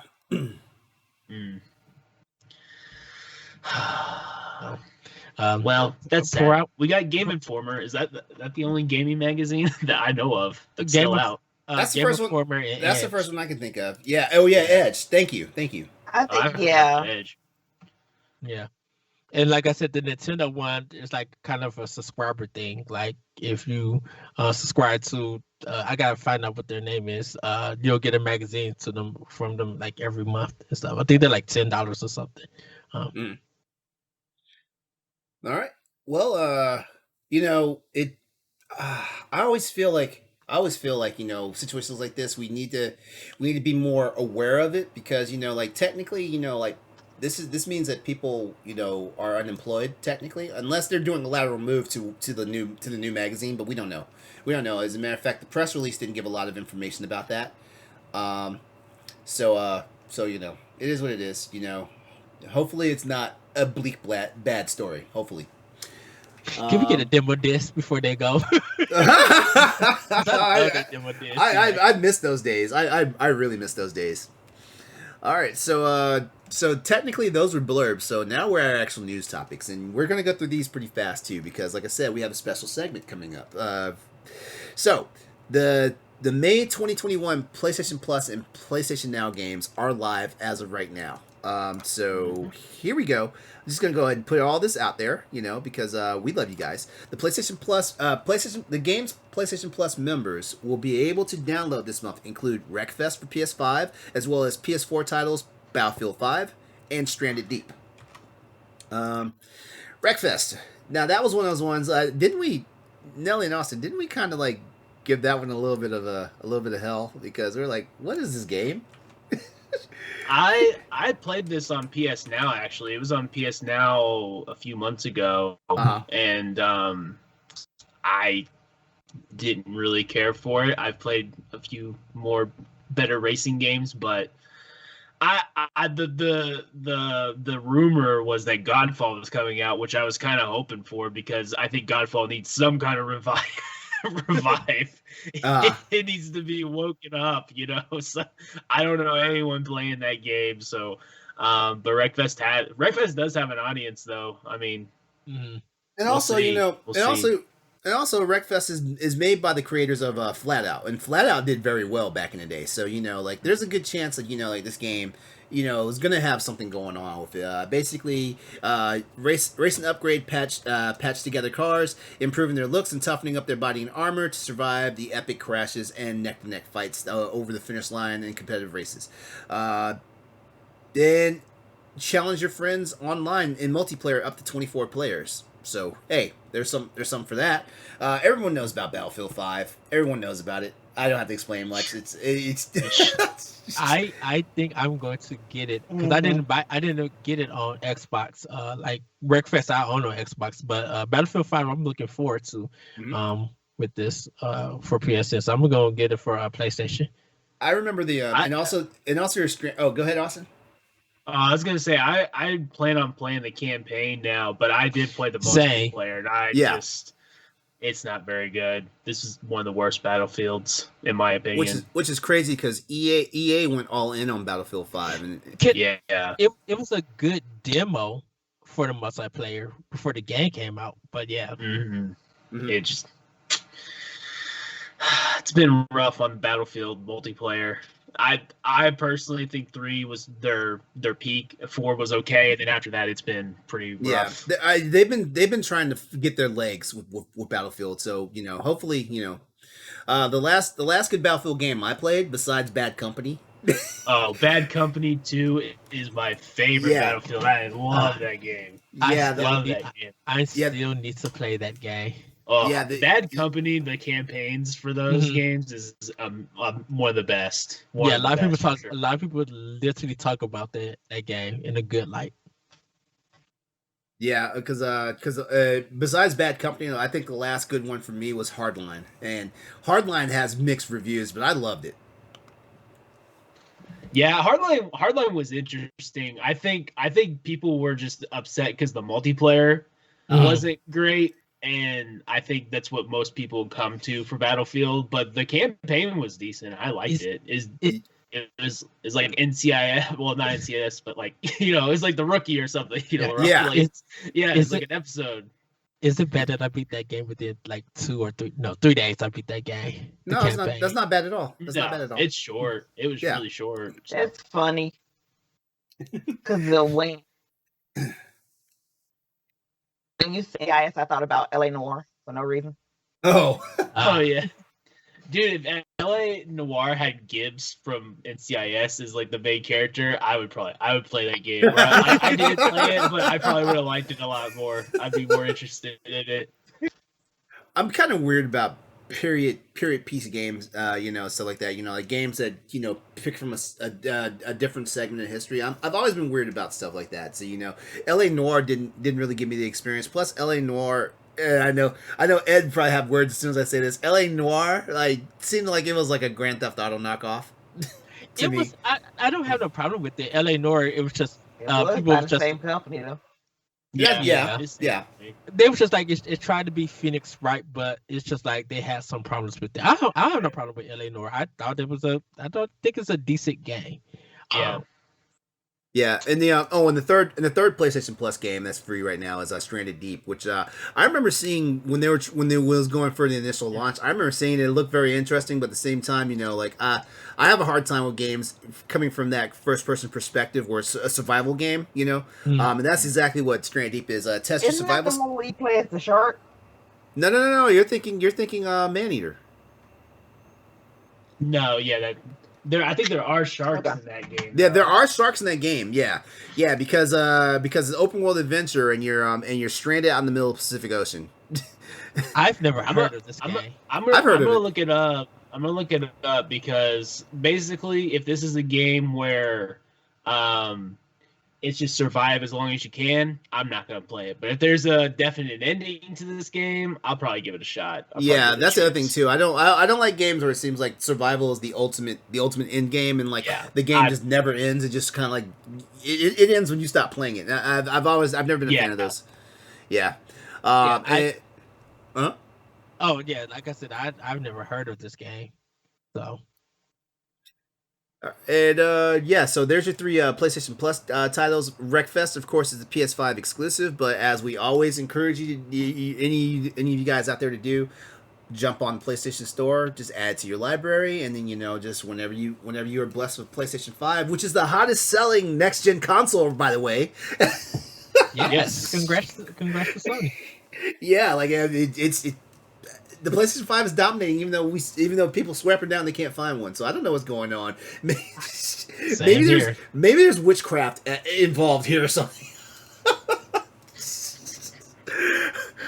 But those are your PlayStation Plus titles. PlayStation Now is getting blessed with a few titles, including Streets of Rage 4, which will be available until November the 1st, 2021.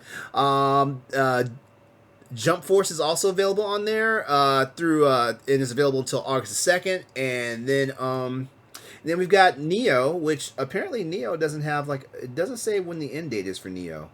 Oh, actually, Neo joins the service permanently, so Neo is now on PlayStation Now permanently. Nice.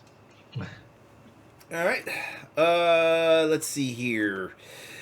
We have a leaked list of upcoming games that seems to be a reality now, with Dreams for PS5 and Sunset Overdrive Remaster and a sequel listed. Austin, I know you're doing backflips. I know you are. Okay.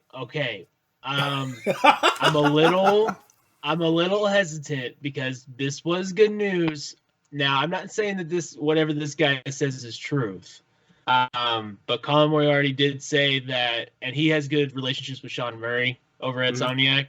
And he says that he doesn't know about anything else, but he knows the Insomniac news is not true. Oh, really? So yeah, that now he may not know. I mean, maybe they're pulling a fast one on him, but he says that it's not true. Oh God. So it just depends on if Murray's pulling something on him or not telling them something that they would normally tell. But they have a really good relationship, and he said that's not true. Okay, so all right then. Well, then good. We can glaze over this real fast. Okay, so a supposed list of games emerged online, which many other initially wrote off as complete nonsense. It's just that Sunset Overdrive is coming back alongside some other games that we hadn't heard of. So, we got Sunset Overdrive that's been speculated but the thing is though, like Insomniac did renew the license or the patent for it. The title they renewed exactly. Yeah. They got like the trademark for trademark. Yeah, there we go. The trademark. There we go. I don't know why words are failing me right now. But not only that, it suggests a Sunset Overdrive remaster in the form of what would be called Sunset Overdrive Refresh Edition for PS4 and PS5, and that Sony is tentatively working on an expansion or a sequel to it called Sunset Apocalypse. Right. But we don't know because Microsoft owns the rights to the original game, but Insomniac owns the IP. So we don't know. Yeah. We don't know. Also, yeah, on we this don't list, know. And also, he might be saying that, and it's a different title, but they are doing it. It's just a different title. So he would say something like that too. The question is, because I thought Microsoft gave Insomniac everything. That's what I was understanding too. That's what I thought too. I'm pretty sure they do. I mean, I feel like they would be able to put out Sunset Overdrive Remastered and say, hey, it was published by Xbox, have the Xbox logo on there and everything. But after that second one, I feel like you should be able to kind of do whatever you want. I don't know if Sony realizes how big Sunset Overdrive would do on PlayStation. Like, just because it didn't sell well on Xbox does not mean anything, because they're two different audiences, and PlayStation people eat that up. Like, everybody I know that is PlayStation focused and has an Xbox, that they played Sunset Overdrive. That was the one game they did play. So this is my feeling about it. I don't think enough Sony. I don't think Sony no one's gonna play Sunset Overdrive also on PlayStation, because the thing about it is that I don't want to call it two-faced or anything, but it's kind of like a resistance kind of thing, not the game resistance, that people were so against Xbox because of their policies. So they were just like anything Xbox related, they refused to play with Insomniac. The thing about it is just like you had a chance to play Sunset Overdrive, because I think it wasn't on PC or anything, but I think that for Sunset Overdrive is on Steam now. It's on Steam. It's on Steam. It's on Steam. So I think people would have already played it there or something, because it's not on an Xbox system and everything. Well, you have to remember something though. Like, not everyone that has a console always has access to a PC. Not everyone. Is true. To me, it's the Spider-Man kind of situation where it's just like. I guarantee you, Spider-Man drops on Xbox, everybody's gonna jump and play it. No. My thing is, LeRon, we argued about this, that no one really played Spider-Man until Insomniac made it, even though there's been Spider-Man games out there. That's because Activision kind of like mishandled that franchise. Well, I will say people did play Spider-Man games. It just wasn't highly praised, because I played all of them. Right, honestly, because would you be hesitant of a Spider-Man game, even though you know the developer is Insomniac, in a sense? If we look at the Spider-Man kind of history of people playing that game and stuff, so seeing that same thing with Sunset Overdrive, that there's a hesitation and stuff. This game's been available to play. And if it does come to PlayStation, I think that there will be some people who are going to play it on PlayStation. I don't think it's going to be a huge enough like it was on Microsoft. And if it is, it's going to be kind of a double standard kind of thing. Why didn't you play this game on this console, regardless of how you felt about them? But now it's on a platform. Everyone has an extra $500 to play on another console. Not everyone can afford both. yeah. Well, that's a fair assessment. Because I think Sunset Overdrive is on Game Pass, maybe. I think it is. I think it is. Yeah, but you still have to have the console, or you have to have a high enough PC to play it. Yeah. Like I have a PC, but I'm not playing. AC. Yeah, that's the other thing. That's the other thing too. Like, some people have PCs, but their PCs aren't capable enough of handling. So when you look at all the games that are available on Steam and Game Pass, for example, these games don't have unlike console games where console games are made specifically to work on that hardware no matter what. PC is a ginormous variable. Yeah, some people can't even play the Master Chief Collection properly. Yeah.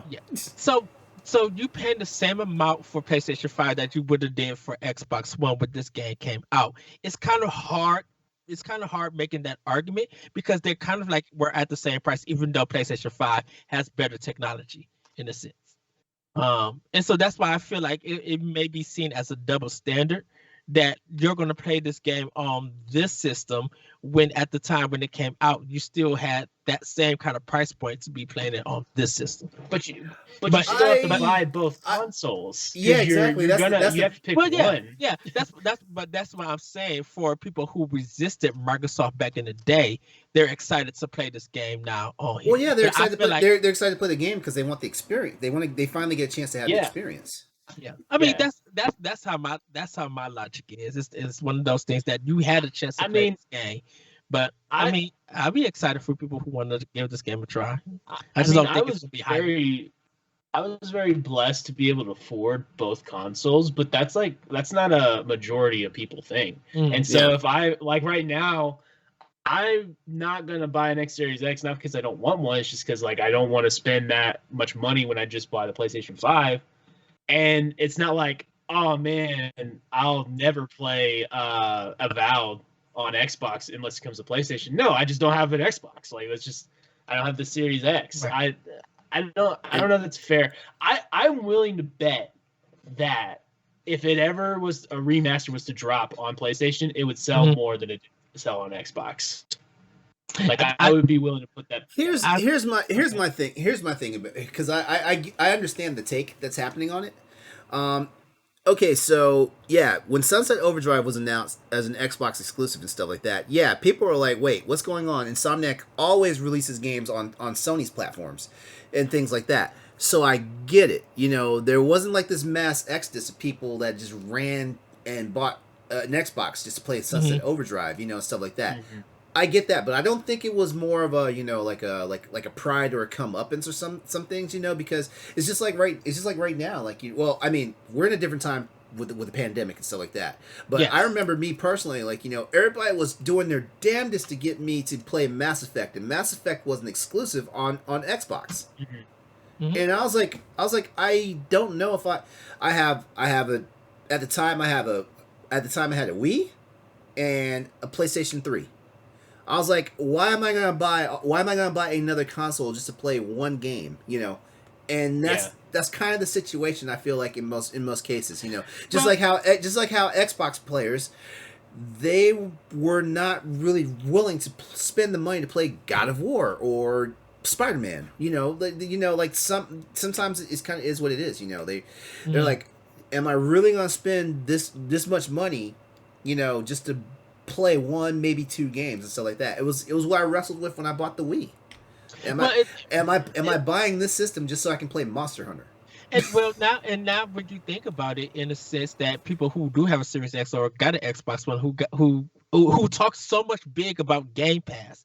Mhm. Sunset Overdrive is on there, and people are still not playing that game. So to see this game come out of Sony, I just don't think that there's going to be a higher enough people to do it. Is it going to be because it is on the Sony on Sony platform, and you're trying to prove to that you will play this kind of game on the platform? Is it something that you're trying to prove to Microsoft or something, or is it like I'm finally got this chance, even though I was able to play this game, and now that even people who have Game Pass and stuff who are not trying this game out, it's kind of just weird, And then, like I said, it's just maybe me.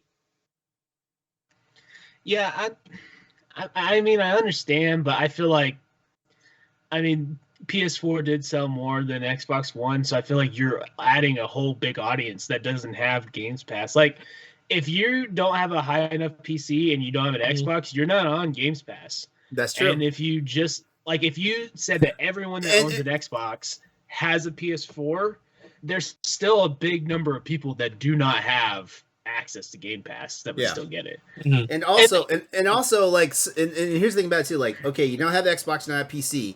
That means you don't have Game Pass. But even with xCloud and everything happening and stuff like that, like now it's a big ask. Like, am I going to actually get, like you have to convince people that don't have either one of these platforms to invest in Game Pass, right, so they can play it on their mobile devices.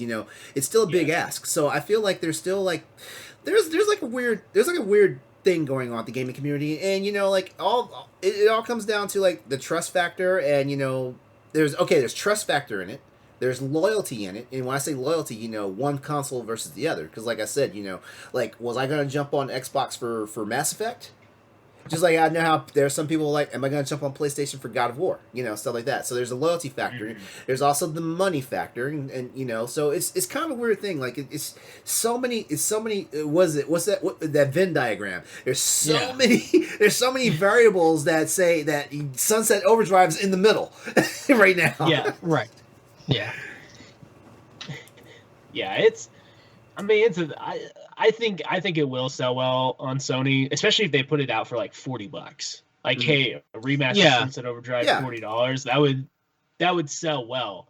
Mm-hmm. I don't know. I think it belongs there. And a lot of people were making like when Xbox bought Bethesda, everyone was saying, well, Sony bought Insomniac. Well, yeah, Insomniac only has 2 games available on Xbox, which was the Sunset Overdrive and Song of the Deep, which everything else was PlayStation. So Insomniac is outside of Sony. Insomniac has made only 3 games: Fuse, Sunset Overdrive, and the one game that you just said, Song of the Deep. That was the GameStop published one. Yeah, that's the only one that has made it. Don't forget, Insomniac was independent, and so when they made games, Sony was paying for those games to be made. They were only making games because people were paying for it. Mm-hmm. And that's why I'm saying that, like, Insomniac's home, like Bethesda, you can say, it started big on Xbox, like with Morrowind and stuff like that, but it eventually had an audience on PlayStation, whereas Insomniac, that Sunset Overdrive audience, and then Fuse, I don't really like to talk about Fuse because it's one of the weaker games, but that was the audience they had on Xbox, and it wasn't huge. It was just, Sony is Insomniac's home before they bought it, and especially now since they bought them, Everybody was just waiting for Sony to do it, so it wasn't no surprise. Like, Sony bought Insomniac. People were just like, I thought Insomniac was part of Sony. I'm like, no. I mean, honestly, it's shocking. Really, it took that long, which is why it's like, is Housemarque going to be officially, or is Blue Point? That's another one. It's like Sony just straggles these guys along as long as they can. And then as soon as they're like, all right, you got to buy us now or what? And Sony's like, that could be exactly why like they did the move with Sunset Overdrive. They're like, okay, we need Sony to either shit or get off the pot. Yeah, I mean, honestly, I think that's what it was. It was like, hey, if you're not gonna put a ring on my finger, I'm gonna go flirt with this guy. I'm just like, I'm gonna go flirt with Xbox for a while. But I think Insomniac was. I think Sony was thinking like we need to be like Nintendo, will have Insomniac to could give us that platformer kind of game, but also give us something serious. Because Sony for a while doesn't have that kid friendly platform game. You can talk about NEC all you want to, but they didn't have anything like that, like they did in the PSC days. That all they got all was probably the only thing that ever got remotely close to that.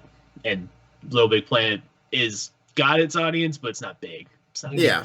I think the thing with Little Big Planet is the fact that Little Big Planet came off more as a creative game than a platforming game, and that's kind of what pigeonholed it into where it's at right now. Little Big Planet became a Nintendo game because everybody was making Nintendo or NES games on that platform. It wasn't anything original, which is weird. Yeah, that's because nobody uses their imagination. Nobody wants to strive. Which is why I like Mario Maker, because like at that point, all right, you can't make Mario a Mario Maker. I mean, you can, but that's lame if you do. So now you got to make something unique, which is why we got like the Waluigi Seinfeld depression. We had the Seinfeld one, and then the Waluigi depression episode, like level, and all kinds of weird stuff on Mario Maker. Mario Maker is great. Yep. I still just to go ahead and wrap this up. So let's see. We talked about the Sunset Overdrives possibly coming out, but also we've got Dreams Plus, which is a stealth announcement of a PS5 port of Media Molecules game, which is supposedly releasing on July 29th. Project Cars 3 is supposedly getting a PS5 release, and there's also a companion game to the Netflix movie The Missiles vs. the Machines that's tentatively in the works. We've already talked about the Sonic Colors remaster a while back, and Stray, that's coming soon. I can't wait to play that. Yeah. It's something about that cat living in that world of robots. Yeah. And no big shocker here, but still a shocker kind of is the GTA 5 PS5 version is coming. Ed, I will mute you. I will mute you right now if you start. All I can say is that go watch Mitchell versus the Machine on Netflix. Okay. Okay. Fantastic movie. And yes, it is. Add that. All right. Well, there's you have it for all of our news topics. We're gonna go ahead and we got our final thing to do, which is we're gonna recap the state of play. So hang on a second, because we're gonna get into it. So guys, I know it's like a week and 2 days since the state of play happened. We were supposed to have already talked about this by now, but hey, like, how about that state of play? That Ratchet and Clank state of play? Well, first, if anybody wants a quick recap, I've written one on Boss Rush Games, so you can go to the website, check it out, check out the videos and announcements, and watch the full presentation there. As a matter of fact, since you did write an article on it, go ahead, take this time right now and talk about the state of play real quickly. So they showed off a little bit more Subnautica Below Zero. That was one of their new games that they had kind of announced for it. Looks really good, very interesting. I want to see more of it. They announced Among Us. People are finally happy that game is coming to PlayStation. So I've been playing it on Nintendo Switch. Me, Dan, and David. It's such a fun time. But then they did a 15-minute presentation deep dive for Ratchet and Clank Drift Apart. They showed some gameplay of what you'll be doing with Ratchet. Some of the new things that they added on, like wall running, and the time jump. They kind of showed about it, and did some gameplay for Rivet. At this time, we don't know if they have any Clank levels like they did in past Ratchet and Clank games. So we will be probably looking more for that. World is looking beautiful, and the Dr. Nefarious is kind of the story is, what if Dr. Nefarious like actually got his way and took over a planet? So it's like kind of in this timeline. It looks really beautiful, really good. They added some new gameplay mechanics like the dodge mode and stuff. Like when you dodge, you see like the shadow thing. I think you're out of breath, aren't you? Yeah, because I wanted to talk about weapons, but they didn't really go full into detail, and that is my main concern about this is their weapons. But I'm gonna stop right there. I'll talk a little bit more about that later. But back to you, LeRon. Oh yeah, well no. It's good. Check out Ed's piece on it on bossrushgames.com because now we're just gonna talk about our impressions of the state and play and stuff like that. Everyone's had a chance to see it by now, I hope, and I enjoyed it. First thing I want to get right out the gate is the voice actress for Rivet, Commander Shepard herself. Mhm. Oh yeah. Yes. Jennifer Hale is. It's funny because like I don't even recognize her voice, but it's her. It's her. You hear Rivet speaking. That's like, come on, that's not Film Shep. That's not Film Shep. But it is because it has the nuances. It's just, Yeah. Yep, that's her. Yeah. now, Jennifer something I noticed about Rivet's character is she has an artificial arm. Did you guys catch that? No, Yeah, she has an Wait. artificial arm. Yeah. I'm going back. Yeah, the arm that she, if I'm not mistaken, the arm that she uses for her tools, not the shooting arm, Yeah. is the artificial arm. Wait, oh wait, I'm going back now. Yeah. Yeah. I. Yes, it is. Yeah. I Yeah. didn't notice that. I'm sorry. I'm a Well, I kid did- right now. I didn't notice it either until I rewatched the state of play. I never noticed it. So remember, like we saw her reveal in the initial trailer, and then months later the state of play comes out. I watched the entire state of play. Didn't even latch onto the fact that she had an artificial arm. It wasn't until I rewatched the state of play I was like, she has an artificial arm. And also, she does. did you notice on her workbench she was making her own version of Clank before Clank shows up? Yeah, I saw that. I Yeah. have to confess something. This is gonna be my official first Ratchet and Clank game, though. Nothing wrong. Oh, with that. really? Were you a Jack and Daxter girl? I was more into like Raymond and Rabbits. Okay, not a bad. Okay, that was definitely competition though. That wasn't. Yeah, so this is gonna be my very first Ratchet and Clank game. So This I'm really excited. Yeah, as a matter of fact, because I've got the video playing right now of it, and right there, like you can see it right there, like Rivet, she has an artificial arm. I played all of them. I think this would be when I get my PS5. This would be the latest one that I played. I'm excited to play this. One of my concerns. Well, no, I'm gonna let you go before I get to my concerns. I'm sorry. Oh no, I mean, I'm gonna be honest. I didn't really watch the state of play because Ratchet and Clank's one of those like I want to stay in the dark on most of the stuff. But I mean, the news got out, and I saw, of course, Rivet, which I'm excited for, and then Jennifer Hale, and then I saw the robotic arm. So all of this looks cool. I'm just ready to play this game. I like how they got the wall running and the kind of involved. I think they took some kind of plays out of their book on Spider-Man and kind of implemented on here, but it doesn't look like Spider-Man. There's a few things there, but it doesn't look like Spider-Man. And that was key to me. I didn't want it to be like a Spider-Man clone but with Ratchet and Clank. You know, I wanted it to be Ratchet uniquely its own. So yeah, I'm all excited for this game. I can't wait. I cannot wait for this game to come out. So yeah, I think overall it's going to be a fun game. It's going to be an experience. I love this looks like one of the first games is going to actually push was going to start pushing some of the limits of the PlayStation 5 technology and stuff like that. So Yeah. I am definitely all about that. Like there's like the rift jumping, you know. Yes. yeah, Okay. I saw the loading screen. There's none. It's just Yeah, like there's it no just loading transforms you into the new world. And I was like, Yeah, whoa, yeah. this is- And I think you learn moves as you go on. I think that's what they said. Yeah. Like you get moves Yeah. from like older games, but they incorporate Yeah, some new moves. Yeah, that's something I heard about. It looks like this is kind of like the best hits of Ratchet and Clank series, but being told in a brand new story, which is cool because they're not saying that this is an actual sequel. They're saying this is a side story. They've said that this is a side story, Right. but I'm like, come on, this looks like a sequel because like you're pulling together stuff from other games, like the robot vendor, for example, the person that's going to give you your guns and your weapons and stuff. She was from one of the offshoots of Ratchet and Clank games. Yeah. yeah. Well, and that's the cool part. Like Crack in Time, I think is the best story in all the Ratchet and Clank games. So I know that they can do this again. I know that they can make a cool story with the Ratchet and Clank universe. Yeah. It's not.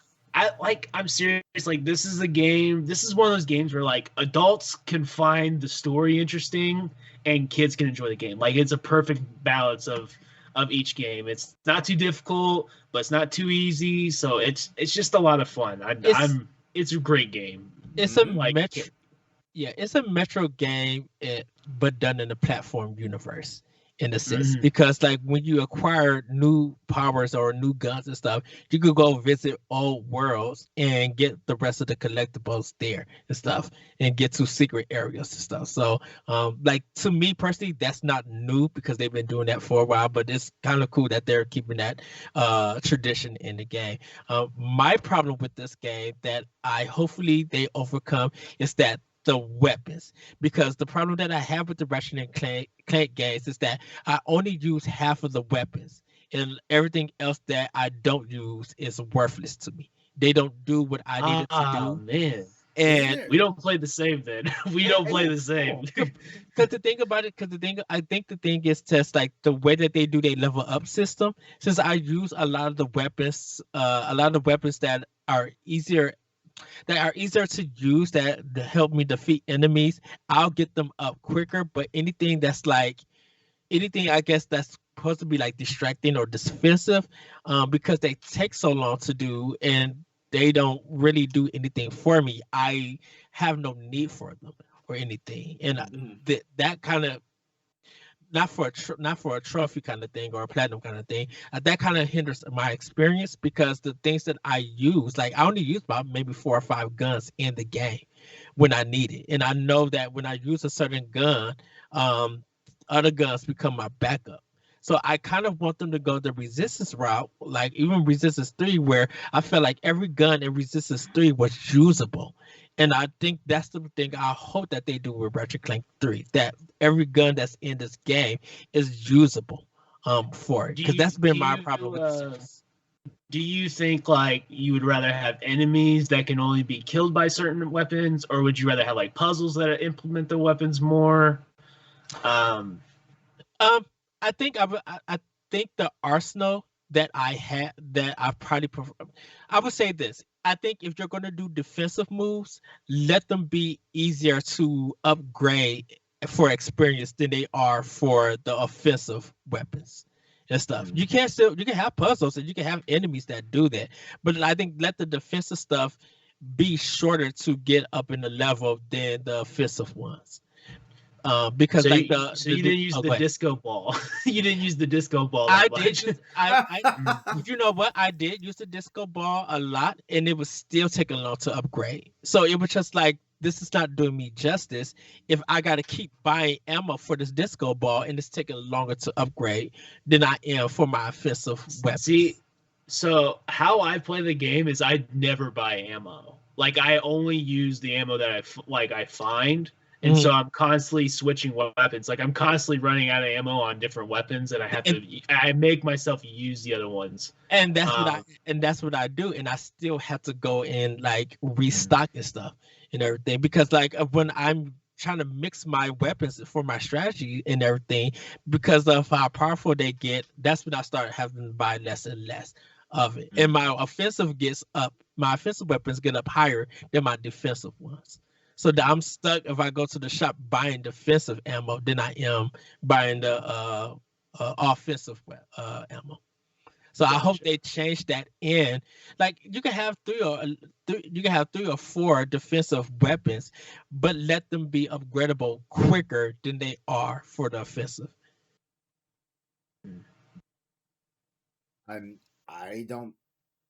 I can't spot a flaw with that.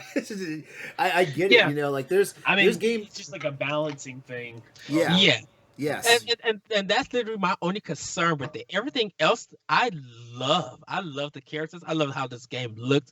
The time jump, I cannot wait to get into the level design of this game, because I think Insomniac is great at level designs when it comes to the Ratchet and Clank games.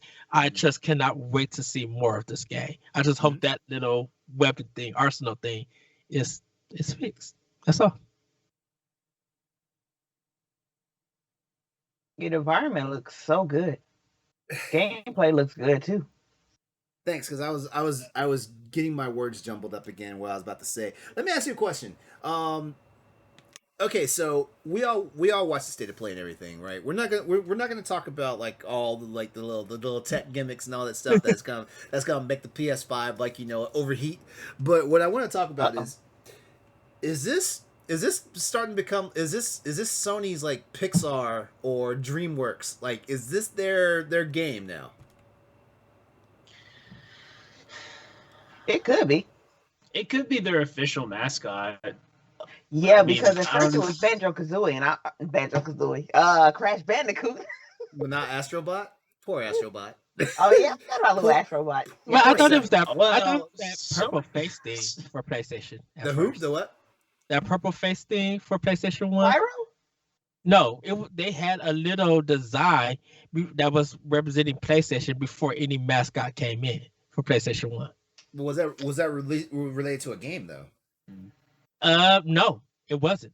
They it's gotta be. It's gotta be related to a game. We all know Nintendo's mascot is Mario.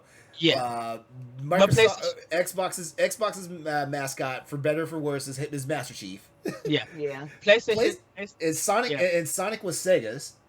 Yeah. Right. Sony really doesn't have one specific mascot.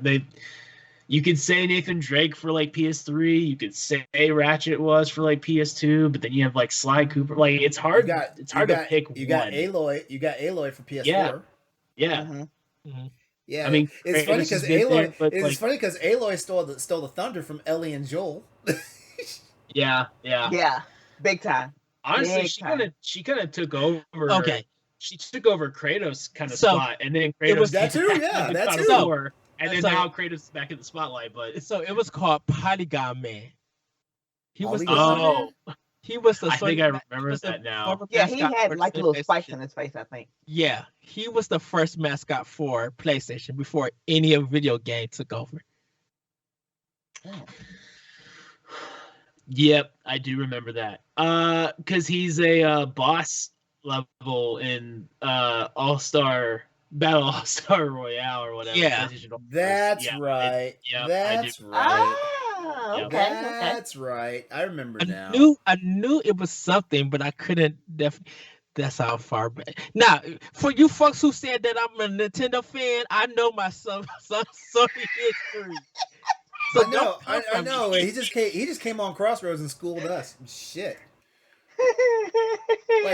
like Ed, you want to take over hosting this show now? No. I feel like the three of us are wholly inadequate compared to you now. No, that's the true sign of a gamer.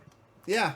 I mean, can't say that I'm a big Nintendo fan. I know some of my Sony and Xbox stuff. It's not Boss Rush games. It's Ed Rush games. You know what? I think Ratchet and Clank could be the face of PlayStation. I do agree with that. Because I think it stuck around longer. It stuck around longer than Jak and Daxter, and Jak and Daxter was out before Ratchet and Clank. Yeah. Now, what I want to do, this is just going off the radar. I kind of want to draw Ratchet and Clank versus Crash Bandicoot. I think that'd be sweet. As a matter of fact, you know what? Yeah, that would be cool. Given that like Crash Bandicoot was the unofficial mascot for PlayStation back in PS1 days, and like Ratchet kind of fills that void, because Bandicoot was in a weird place after like Naughty Dog like sold off the license. Right now. Oh, wasn't it PlayStation All Stars? Can you do that? Was Bandicoot in All Stars? Probably not. I don't think so. They didn't loan him out for the license for that. Activision had on lockdown at that point. Okay. Yeah. I say draw then. Yeah. Yeah, because I think because it went to Crash, it went to Spyro, and then I think it went to Jak and Daxter for a bit. Yeah. Yeah. at first I thought it was just like only Naughty Dog games that was the mascot for Sony, because wasn't like The Last of Us part of it in a sense? I mean, Or- yeah, Last yeah. of Us was definitely the generation ending game for PS3. Like that was Yeah. the big one. But then like But- Insomniac had Spyro, and then they went to Ratchet and Clank, and then they Mhm. had Naughty Dog with Crash Bandicoot, and then Jack and Daxter. And then you had Sly Cooper in there. So it's like, I don't know. It's like a hodgepodge. They did a good job of diversifying, but they don't have that one character that's like, that's PlayStation, you know? Well, right now They tried with Sackboy, you know? right now their only mascot is the symbols, or back in the day it used to be that PS sign every time you load up PlayStation. When you seen that was the mascot for PlayStation. Mhm. Sorry, but State of Play. Yes. No, this is good because I feel like we already said everything we need to say about the Ratchet and Clank State of Play. What did Can I say this? I like when Sony does these deep dives, like, because they did the same thing kind of with Ghost of Tsushima in a sense before the game came out, and I think this is what, like, Sony gets a lot of responses that's not very positive when they do some of their long State of Plays, but when they do a short deep dive, sometimes in a little bit almost like a Nintendo Direct when they do some of their deep dives, Sony really goes in and showcases what this game is about. And this, to me personally, that's great for Sony, because this is good marketing on what people are going to get from this game. Sony does a great job of that. And I think if we see more of this in the future with some of their first party pick and chosen titles, I could see more of this being a stable for Sony. Like, yes, give us a full 35-minute presentation, but maybe a month before the game comes out, give us this 15-minute deep dive, because it works for Sony so much. Well, here's the thing we notice, because we know Sony. Well, we don't know for sure, but right now Sony does not plan to have a presence at E3. Mm-hmm. But if you notice, like every 2 months a State of Play comes out. It's been this way for a little bit. I want to say the last 3 or 4 State of Plays have come out in 2-month increments, because before this one we had the State of Play, we had State of Play at the week after the Nintendo Direct in February. Yeah, we had a February State of Play. Yeah. Before that we had one in December. Before that one we had one in October. August. Oh, it was August? Yeah, it was August. August was a big one though. Big one though. Yes, because that's when they I revealed the remember us PlayStation 5. doing. Yeah. We did something on that too. That State of Play okay, was it was hot. Oh, actually, it was 3 months, and then all of a sudden it shortened down to 2 months, because we had one in June, then we had the next one, July, August. No, it was 2 months. So the one between August and December was probably the longest gap, but they've been practically every 2 months. So we've got another State of Play coming before E3 kicks off, and then I'm assuming that the next State of Play after that will be because this next State of Play is going to be basically what I guess what a press conference would have been like if Sony was at E3, and then the next one after that is probably going to be another one focusing on 1 or maybe 2 titles. Well, Probably a Deathloop. Probably will be on that one. It'd be in August, so probably Deathloop. Maybe Kenna, Bridge of Spirits. Probably something for along those lines. Wait. Because Kenna's in August, right? Because Kenna's in August, yeah. So it might be August. Like, hey, we're gonna do Kenna, and then we're gonna do Deathloop as well, which I think was September. And then another stealth announcement, like what happened with Among Us. Oh, yeah, right, yeah. So this is the thing with them missing E3. And I think me and you talked about it, LeRon, probably you too, Austin, was that they were missing E3 because they was at Tokyo Game Show. So the years that they weren't at those 2 years that they weren't at E3, they were the leading theme for Tokyo Game Show for their presentation. It wasn't just it wasn't called State of Play, but Sony did the stage presentation kind of direct thing at Tokyo Game Show. Yeah. So if you didn't stay up and watch it, Sony was also at Gamescom this year. Exactly. So that's why I kind of like missing them out on E3. I think they had plans in Japan for that to happen with it. So I don't know if they're going to do that same thing again. But I would say save a state of play for July, and then do Tokyo Game Show. If I think this might be in September or whatever. I would say do that. That would be more smart. Like let everybody from E3 get all that discussion out in June, and then bam, have July all to yourself, where you would be the topic of the month. Mm-hmm. I would say they'd only do that if they don't have that much to talk about. If they have a lot to talk about, they don't want to be overshadowed. They don't want to be like, because that's a bad look to say, hey, like Nintendo just dropped a huge thing. Like they just announced the Switch Pro, and then Xbox has got all these games, like all their party games are finally announced. You know, first party games, we're finally figuring out what they're doing. It'd be bad to look for Sony just to sit there and not do anything. I feel like unless they don't have that much, and then we're like, maybe so they wouldn't lose that month. But then if you wait till July and you don't have that much, it's like, we waited for this. You know, so I feel like they got to either have something or they're going to have to be on E3 at least showing a little bit. Yeah. Even if you don't have that much, you got to at least show something at that point, or else it's just going to look even worse. Yeah, for real. All right. Any final thoughts on the any final thoughts or any final takeaways for the state of play? Because I feel like Ratchet and Clank basically sets them up for the summer. Yeah. Subnautica is interesting. I don't know if I'll play it. I wasn't interested in it. Yeah, I wasn't interested in it when it was a PS4 title, so I'm not sure how I feel about bridging the gap and being like is like the complete edition. I think that's what they call it. Mm-hmm. Yeah.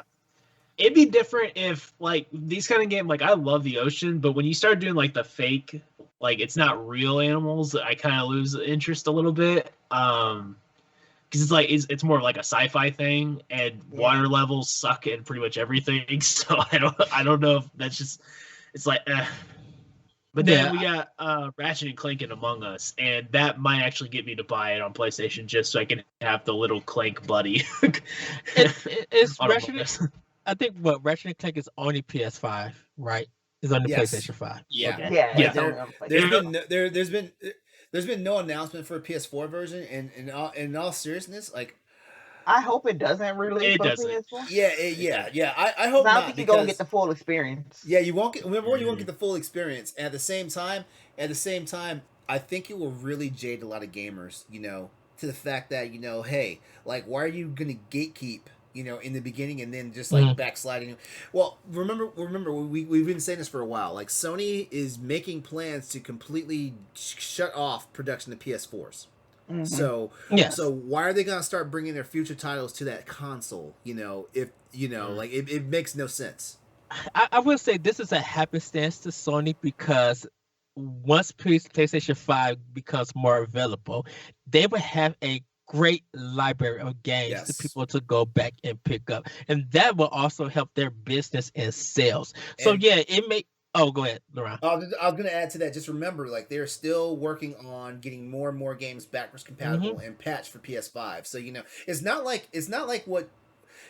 I think a lot of people got upset about like the PlayStation 4 to PlayStation 5 backwards compatibility thing because I think they felt like it limited the games, but we've seen over the months since PS5 has been out that more and more games are being added to the PS5's backlog library of backwards compatible games and stuff like that. Go ahead. I said it. It's the Nintendo Switch thing that people thought was going to happen, but it didn't. In a sense, where Nintendo was just going to have all of these old games just come to the systems, but realizing that they had a hot game come out every month. Where PlayStation right now is just like, we're now experiencing problems because it probably changed their whole business plan. So they kind of got to rely on some backward stuff. But once they get their stuff rolling, you're going to get hit titles like crazy. Mm-hmm. Oh yeah. Mm-hmm. Same for Xbox. Like they have an onslaught of games ready to come out whenever they get them ready, and it's gonna be so hurtful on my wallet. Look, I don't even want to think about it. I already got $600 probably planned just for games alone this summer, just for Switch. Thinking about what I have to add for Xbox and PlayStation 5 is another crazy amount of money. At least Xbox is getting a little. At least the $15 a month for Games Pass is going to help out a lot. That's one good thing. Yeah. Yeah. Well, I think we can go ahead and wrap it up, right? Yep. Yeah. All right. Well, before we go, Nellie, do you have an announcement you want to make? Yeah. Through all my little internet connection problems, this is my last show up until the first week of August. So there's a class that I'm taking that's filling that time slot. So yeah. So you're My going last on show. hiatus. I am going on hiatus. Like you don't Taking a need break. you don't need that education. You don't need it. No, let me stop. Let me stop. She's going on a pause station for Pause station. There you go. She really just needs a break from me and LeRon. Let's be honest. That's what it is. No, not really. That's what it is. That's what it is.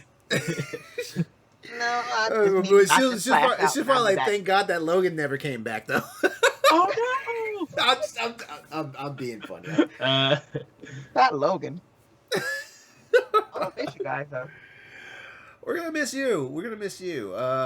But yeah, we understand. Like this is a very important part of your future and your life that's coming up and stuff like that. And you know we're not gonna be like don't let the door hit you. You know?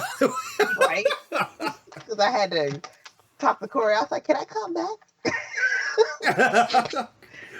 But yeah, he was cool about it. Well, Crossroads is my show. It's on Twitch. It's on twitch.tv/Exodus803. It's not on twitch.tv/BossRushGamesLive. Well, I can stop posting you right now. Then I mean, trying to help. Well, that's our show. Thanks for tuning into a very special edition of Crossroads. Like normally we're not on Saturdays, but we had some things going on for our original cast night for Tuesday nights, which we will be back on Tuesday. 8 p.m. Eastern Standard Time on twitch.tv/Exodus803. But before we go, here's how you can stay connected to the crew. Ed, you're the guest. Go first. Plug yourself. You guys can find me on Twitter at ThatVentureCode. Come check out Nintendo Power Block on Mondays at 7:30/8:30 p.m. Eastern Time. We do go live, so do check us out there. Or you can catch us Wednesday on BossRushGames.com and BossRushGames on our YouTube page. Also check out Optional Opinion, my personal podcast on SoundCloud and other podcast apps, and World11Podbean.com. And also check out our writings on Boss Rush Games. I actually have a new one up called Level of Emotions that you guys can read, and also check out which first-person shooter I think is the best that you are currently playing. You would be surprised what I have chose. Me and Austin had a good discussion about it. But yeah, do come check that out. And also check out Arsenal X on Tuesdays. Me and Jesse, we talk all things Xbox. So you guys can check us out there on Bushwick Games also. Oh my God, are we ready for one of Ed's hot takes on best first person shooter? Are we ready for that? I came with the hot take. So I write about Titanfall 2. I really think to me personally, I think that's the best first person shooter currently that I play. The title ended up getting changed, but I think that's kind of like the best first person shooter outside of Metroid Prime. I think I consider Metroid Prime first party adventure. Okay. Mm-hmm. I'll call GoldenEye, but that's okay.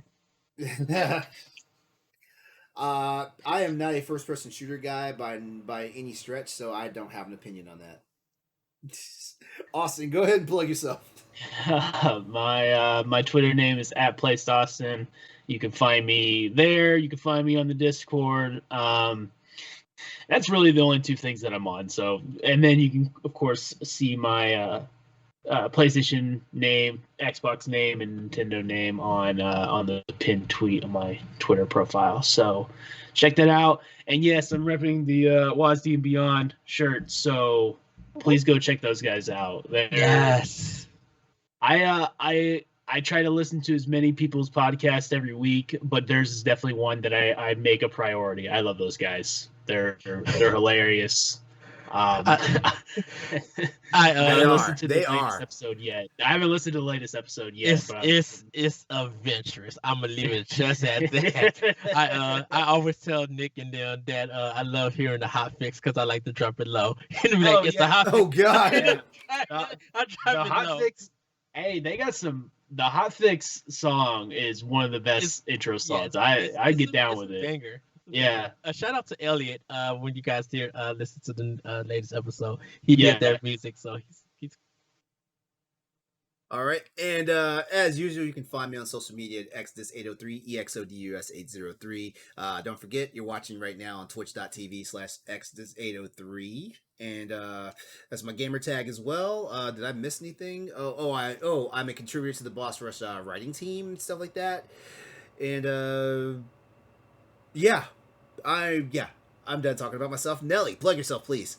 All right, I am Planet Nellie on Twitter. Nellie is spelled N3LLIE. And I'm also Bratface_87 on Twitch. All right. That's it.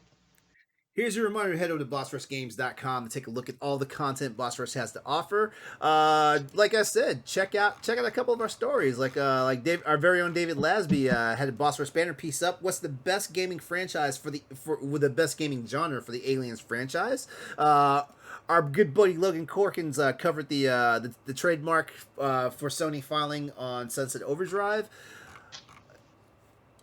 And you know what? Yeah. Check out our site. Our writing team rules. They're awesome. Yeah. Speaking of the writing team, we're still calling for writers. Actually, I was at the writing team meeting this past week, and we're still looking to fill at least 5 or 6 more slots there. So, if you're passionate about video games, you enjoy writing, and are hoping for a place to publish, email us at opportunities@brg@gmail.com. Again, that's that's opportunities at BRG and then at gmail.com. That information is in the Twitch chat for you right now. If you're curious about what we are doing over there, check out bossrushgames.com today. Check out all of our good articles. You can chat with us and keep the conversation going by hitting us up on Twitter at @PS_Crossroads, where we hold it down with more news, events, and topics. We will be back here on our regular night, Tuesday, at 8 p.m. Eastern Standard Time, twitch.tv/Exodus803. We're heading out, but before we go, the Boss Rush Games family wants you all to have a great day, wonderful weekend. Play games, be better. That's it. Bye, guys. Bye, everybody.